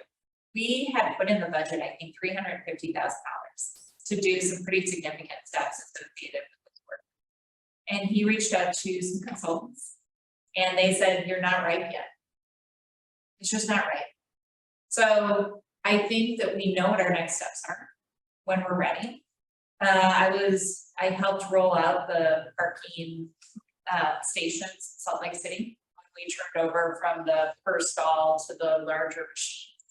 We've had conversations with Parking Kitty with Portland about using their system and doing a partnership if we get to that point. You know, the nice thing with the study is it has tipping points. When we hit X, then we should be walking down these steps. But I also, last time we did a lot of meetings with the community, with businesses in particular, and they put a lot of great work into it and then nothing changed. And I'm nervous about doing that again until we're actually at the point where we have that tipping point where it's going to matter. Joseph and I have talked about the fact that Harrison Lot is a tipping point. That if you all end up proceeding on that development, that will impact parking in downtown Fort. I know that Metros would love to move that project.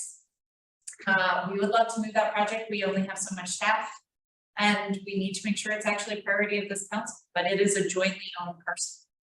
So that's part of it. You all are going to have hubs coming up, having discussions about parking in those areas. It's going to be a big part of this. We did a baseline in the last parking study so you can see where the parking is in neighborhoods. We've changed some of the roads up. Linwood is now different, 42nd is now different. There's less parking in some of those locations that might get it. But I think Joseph can tell me he wants to work on it sooner, but I think you're looking at least 2 years for us to do another assessment and see that the buildings are copying, Coho's actually going up. We're seeing that kind of pressure is coming. We're seeing what Henley has done, what kind of pressure that is placing onto some of our on-site use. We know if we're able to negotiate use for us at other lots, we can see where City Hall, the old City Hall site is. But I think you have at least 2 of us who have watched parking over the years and feel fairly confident that we can bring this back to you probably annually, just to talk about where we're at.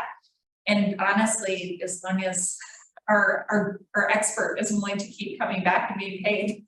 Yeah. We love it. I mean, it's been really helpful just to kind of gut check us and make sure we're doing this right. I've noticed that people, when they can't get a parking spot in front of the building that they are going to, for the one thing that they want to do, feel like we have a parking problem. And we're just not there yet. Yeah, I would agree.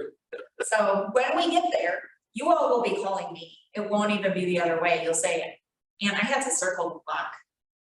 That's new for us. Like circling the block is new for us. I don't see people circling the block unless it's farmer's market, maybe within 3 or 4 blocks of farmer's market at peak time. Yeah. I know, I appreciate this because you're spot on. And for me, I think I want to use data as much as possible to make some good decisions, especially when we're talking about like serious investment to downtown infrastructure. Dollars we might not have actually right now completely to do it well. And so I would say, talking with Rick some more, maybe on an annual basis, just seeing where we are, like once Hanley Place is in, once we see some impact there, once peaks, we understand what's going on in there. City Hall, historic turns over, that'll bring people, that'll be a change in downtown. So kind of monitoring it, as well as I would also say is looking at these heat maps. I mean, it's so obvious to me, all these green off-street spaces that we have so much, and yet we can't unlock it. We have so much opportunity to be ready, and it's all about partnerships and understanding who's the owners and making those partnerships. We just don't have those partnerships yet. I'm in conversations with a few owners, but it's challenging, So, and maybe you have some best practices on getting owners to. All I would say is I concur with Dan and Joseph. And as I said earlier in my comments, you don't need, and I'm glad the consultant said you don't need it, because you don't need a plan, you have one.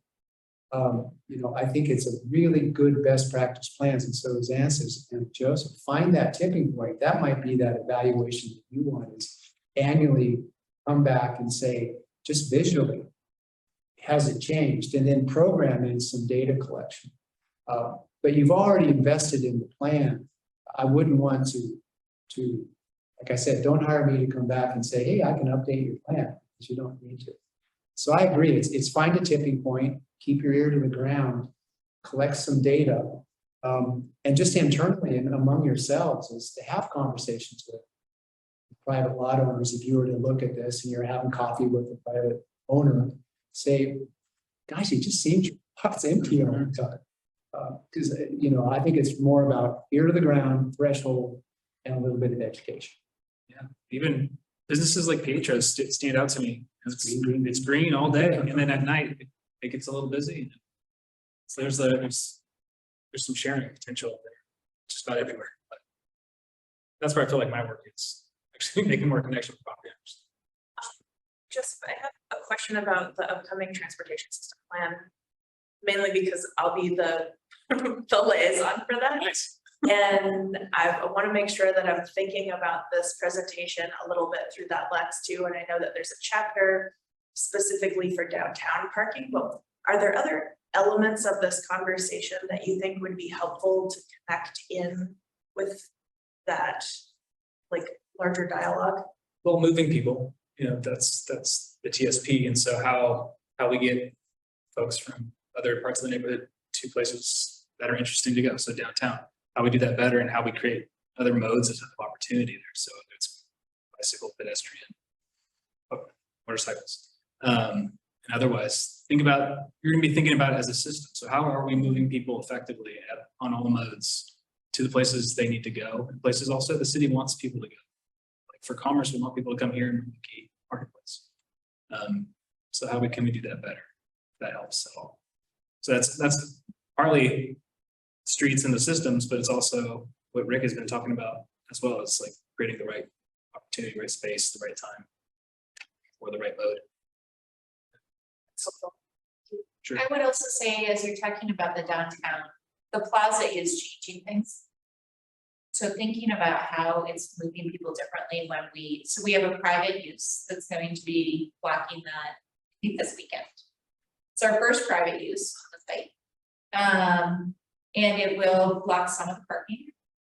And it will enliven our community. I mean, it's both, right? Like, it's a really cool opportunity for us to not be in charge of something, have the community post something without us. And we have some people who are scared about how that changes the way they drive. So just know that that may come up. And we do have staff that have been working on policies around it. If you have that conversation, if it ever shows up in that space. But I think it's actually what makes us great. I actually think that plaza is the opportunity to create a more walkable community and to create the interactions. So it's both. Well, I'm excited to hear about that. So are we. And for some of the groups that are willing to take on the work, you know, they've been willing to get the insurance and make sure that everybody is above board, and they are making the space really lively. So it'll be the second year of the St. Patrick's Day something. But there will be a beer garden. Wow. Thank you. Any more questions? Thank you. Thank you all. Thank you. Appreciate it. Rick, you seem like a really cool dude. That's high praise right there. Yeah, man. I don't tell them. If you ever have an opening, I'm gonna apply. I'd like to work. I don't know anything about parking. But I'd like to work for you.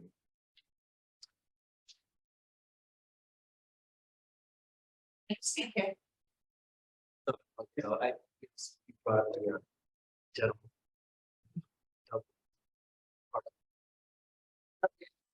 I do think Else. everything is together.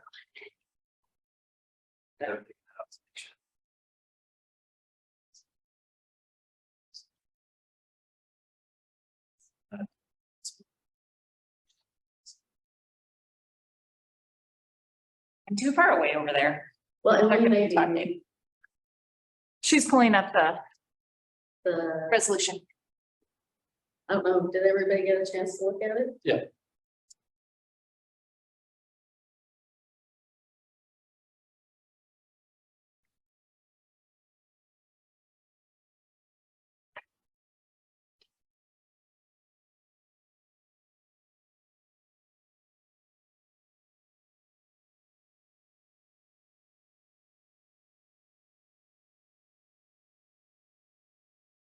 We can't do it from here.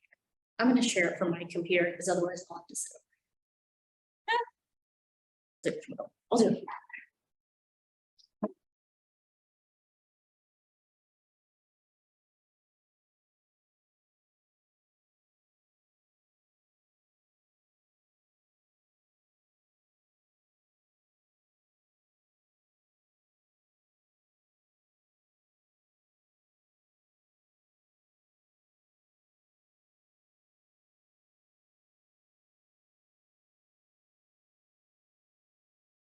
I will say at the time I wrote this, I had not, and I still have not read the update on the climate plan that Anne sent us. So if anybody has, feels like that part needs some tweaking in light of that, let's do that.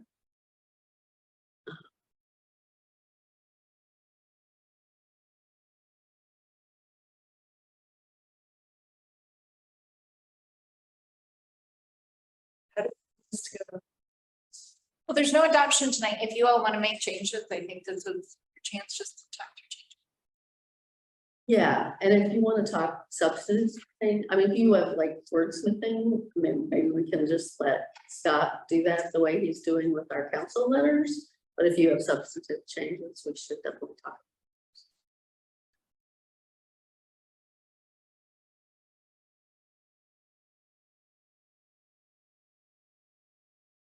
So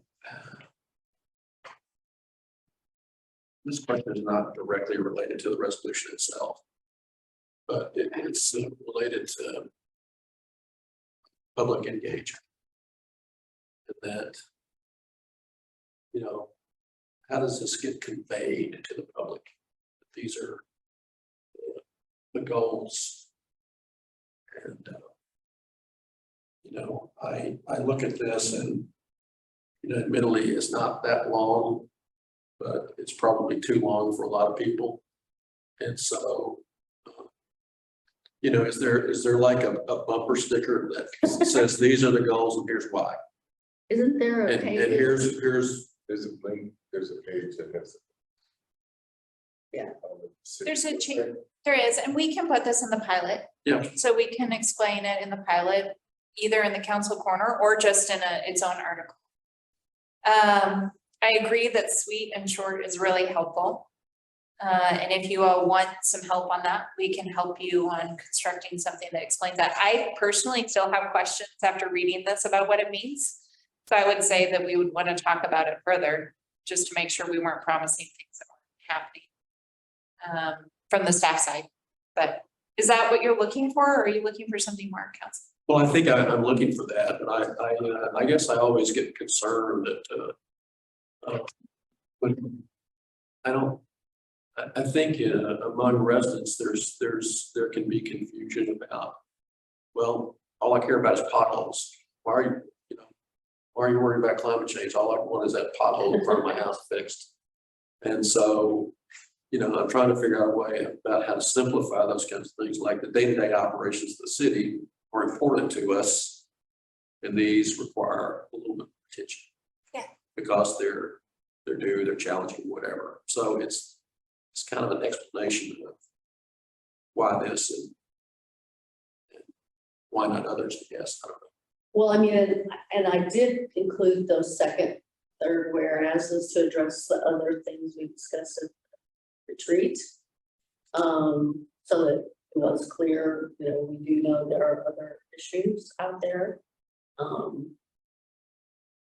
But it sounds like, I mean, the why not potholes question is maybe something in, you say in an introduction to this on the website or something.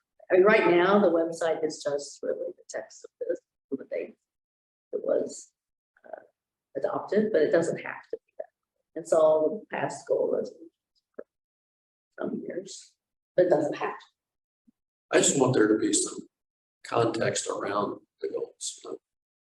Would a whereas explaining that the city staff is working diligently on effective and efficient government for day-to-day services? Yeah. Would that help? Yeah, I kind of like that. Okay. So historically, when council has set 3 goals, I've jokingly set a 4th, which is effective and efficient government.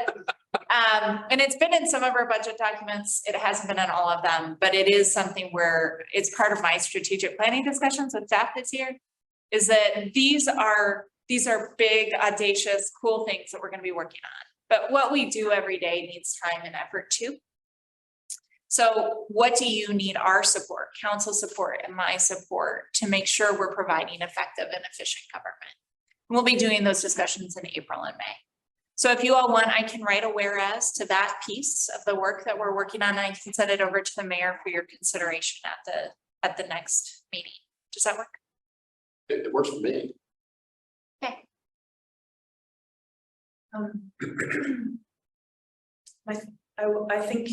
I think yes. And I'm also wondering if either in that whereas or some whereas, something that really kind of like, whereas establishing council goals allows the dedication of resources and capacity to address areas that are not yet embedded in the work of the city. I feel like that's really important to call out. Yeah, that's great.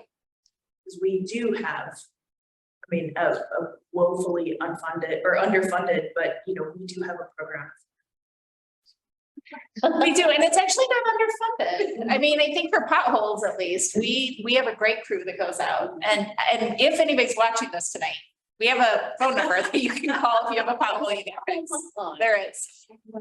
But it's why I came into this work. I actually came into this work for Powell's. I did. We touch people at their home. I think it's a really cool opportunity for what we do. So I like how you worded that. I think that's great. I think actually both might be helpful. I think So, what she was just saying, replacement. Yeah. Where, and then maybe Roberts comes second, but that's really the explanation. point. yeah, I like it. If you wanna, I'm the gonna, Nicole will edit if you wanna. Yeah. Say it again. okay, so what I had scribbled down is whereas establishing council goals dedicates resource and capacity to address. Sorry, I'm not very fast. I was looking down, I didn't see where you were. Let's see, establishing council goals dedicates resource and capacity.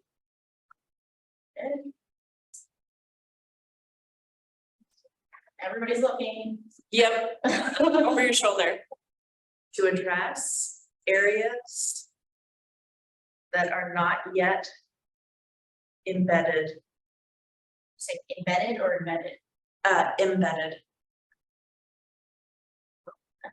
I am. Probably EM. Yeah. Thank you.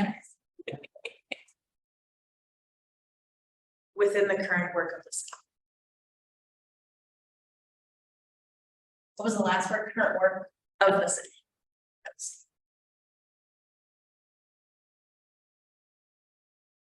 Okay, and then create a second whereas. For what's there. Robert can. Or I guess Anne said she would. Yeah, what Ann said. Just copy paste. You can just, I guess. Do you want to wordsmith it now? Nope. or- No, okay. Really? Insert it, yeah, there we go. Perfect. So one of the things I noticed, I don't know if this is a big deal, but in the part where we say, council considered several possible goals. And then in the following whereas we talk about, how we had some degree of comfort with what was happening with affordability and Callaway Creek Dam. Didn't really say anything about economic development, which is in the preceding whereas. Yep, I knew that when I was writing it. I don't know what we'd say about it. I don't either, but it's just. I mean, I guess we could say something about doing our, early. To have a nod toward doing something on it. Again, I have a question about previous resolutions like this, when the council has determined goals in the past. Is there language that specifically kind of calls out the other goals that were suggested as part of the retreat or the work that has been done around previous goals? I don't know. The mayor looked at it most recently, so I'm looking at her. I was gonna say, if you looked at them, even just the ones on this website, which are probably. Answered here, they're all over the map. So I don't know that they've necessarily done. I do think it's good to do. I just think, again, it goes to the same. That it's making clear that, we realize there are other things that need attention. Okay. I Well, appreciated go ahead. calling that out. I'm wondering, is that something that we could put in that doesn't have to be the resolution? Like if they click on the page, they could like pop up. Talked about these other things are important. Well, I mean, I think Councillor Casarabati would say that his concerns aren't captured here. I think the economic development probably aren't captured here.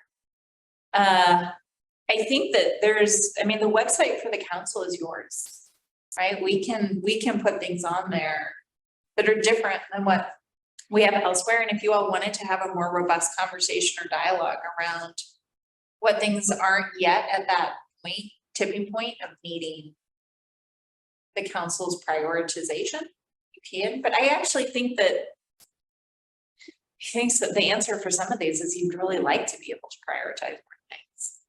Some of these things I don't think you feel like are ready, are built out enough or doing enough, like economic development. So I don't know how you want to handle that. I think that those are real things. I think it was a choice that was a really hard one for everyone to make.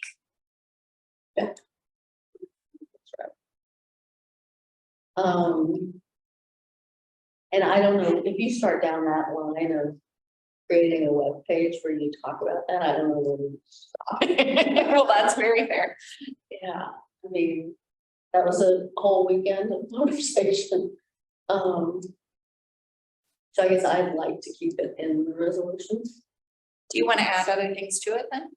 Do you want something in that on economic development, counselor? Or something on affordability? Well, I mean, the housing piece, the second part of that whereas goes to housing to go to other types of. It does go to what we're doing, the housing strategy. Well, maybe a simple solution might be just to remove economic development from the goals, including the probably even other goals as well. Yeah. It doesn't have to be. Well, but it was one of the three that Okay. rose to the board. Yeah, and I don't want to remove it just because we haven't done it. Like here's my thing, I just don't want this document to turn into an explanation, basically like, well, here's what we thought of, here's why we didn't do that stuff. You know, what I mean? Because that's our job to explain that to the public first of all. Well, and I And I think you think may it's- disagree. Right, and I think that's better to do, like you said, via the webpage or something like that with council support, because this is a resolution, this isn't trying to explain why we didn't choose the other goals. I don't want to just try to fluff up stuff to make it look like we are doing certain things when we actually aren't doing something. I would actually see those two whereas points as being a letter from council to the community that summarizes, you know, like, we have now adopted a resolution we will have now adopted this resolution that identifies the goals, the council goals for 2023, 2024. But a lot of work went into the conversation about these goals, and we're not done yet, right? Like, I feel like that's more suitable to be a letter that would maybe accompany this than actual legislation that would be part of the resolution document. Again, we could put it in the pilot, we could put it on your website. It also might be a nice way to call. I know the mayor has wanted to make sure that she's hearing the public about what the things are that are most important to them. So it may be a way to also call for, if you're interested, if things are missing on this list that we should be thinking about in the future. We encourage you in the coming 18 months to talk to us about priorities that are underserved or underfunded here at the city for future consideration or something like that. And that's where I think we will able to have a much more robust conversation about these larger potential goal areas. You know, that it's not limited to just a couple of sentences. In a letter, you're saying? I'm fine. And a follow-up conversation with people. Well, I mean, yeah, you can have whatever you want to have a conversation, but I think I kind of like the idea of a letter. I would want to have the letter considered ready when we do this. So if you want to take this, have it writing a letter. We don't have to do that. I kind of like a letter over that's introducing the council goals. But I do think we need to say, do think we need to make clear that we know there are other big issues. I'm not sure I would call for input now. We need to call for input when we're actually taking input. We're not actually taking it now. Well, I think that you all brought these ideas forward. I think that several of you ran with these ideas in mind. So I mean, you don't have to, it's your letter and I fully support you on that. But sometimes it takes a while for these things to digest too, for people to hear something enough times from a community member to go, that's actually really important. And not just one person, that's important to a dozen people. Like I keep hearing this at meetings. But I also hear you may not want to. And whatever else is, I'm fine. I will say, I spoke to the Rotary today and I didn't talk about the council goals, but I got asked about them at the end. And I told them to watch tonight. But I told them what I expected they were going to be. And, there was some disappointment in the repetition of council goals.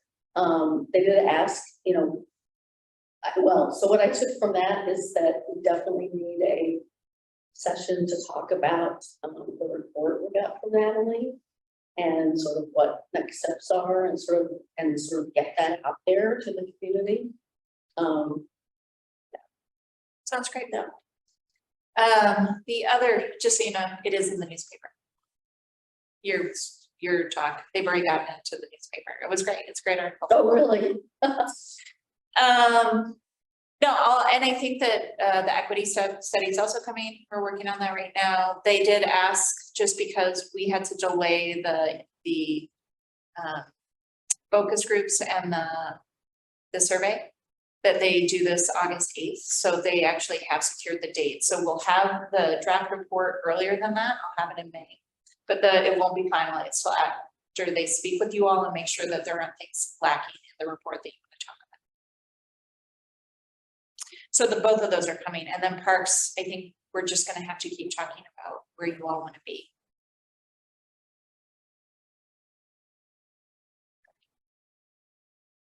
So are you taking one? I would love to. Okay. I don't know, love is a strong word. So I think with that, yeah, we can probably take those out. Do you want all that, or do you want like up to here out and then you can say link to the letter U, or? I see the letter as like a cover piece. Here, so I'll probably just take them.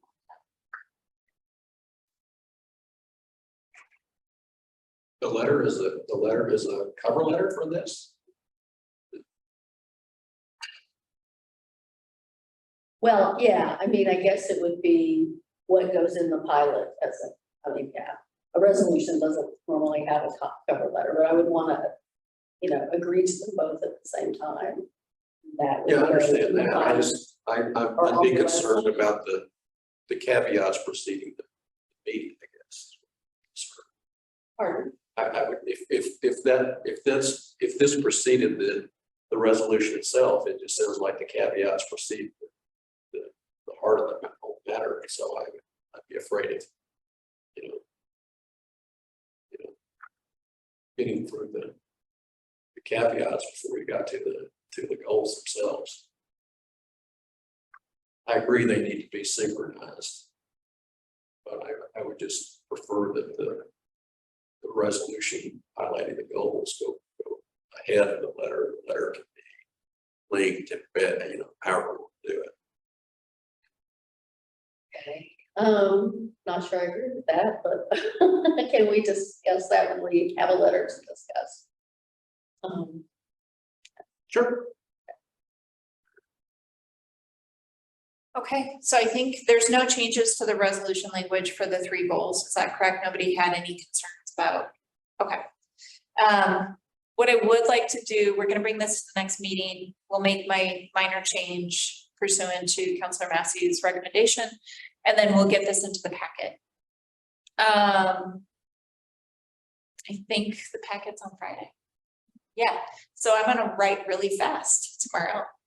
If you wanted the letter in there, we also would have to have that by Friday at 2 p.m. If you wanted it posted in the packet, you just want to bring it to the meeting, I would say send it out on Monday and then, or on Tuesday. May I poll my colleagues? Yes. What's your preference? Do you want that letter in the packet of the draft of it, or do you want to? I'd rather spend your time and like get it right than push through. Okay. Try to get it. All right, great. That's helpful. Thank you. Okay, And then the next steps after it's adopted, just so people know, is we would start scheduling time for the staff to come in and talk about where we're at and just start doing updates. We try and make sure they're quarterly on these topics and get direction from you on what on policy specific. So things like the climate fee will have to be a discussion pretty early in this discussion, so we know whether or not we have funding to move forward with more. We have funding attached to this goal to do kind of our current pace. Quick, anything else you need of me? Awesome. Thanks, y'all. All right, I guess we are adjourned.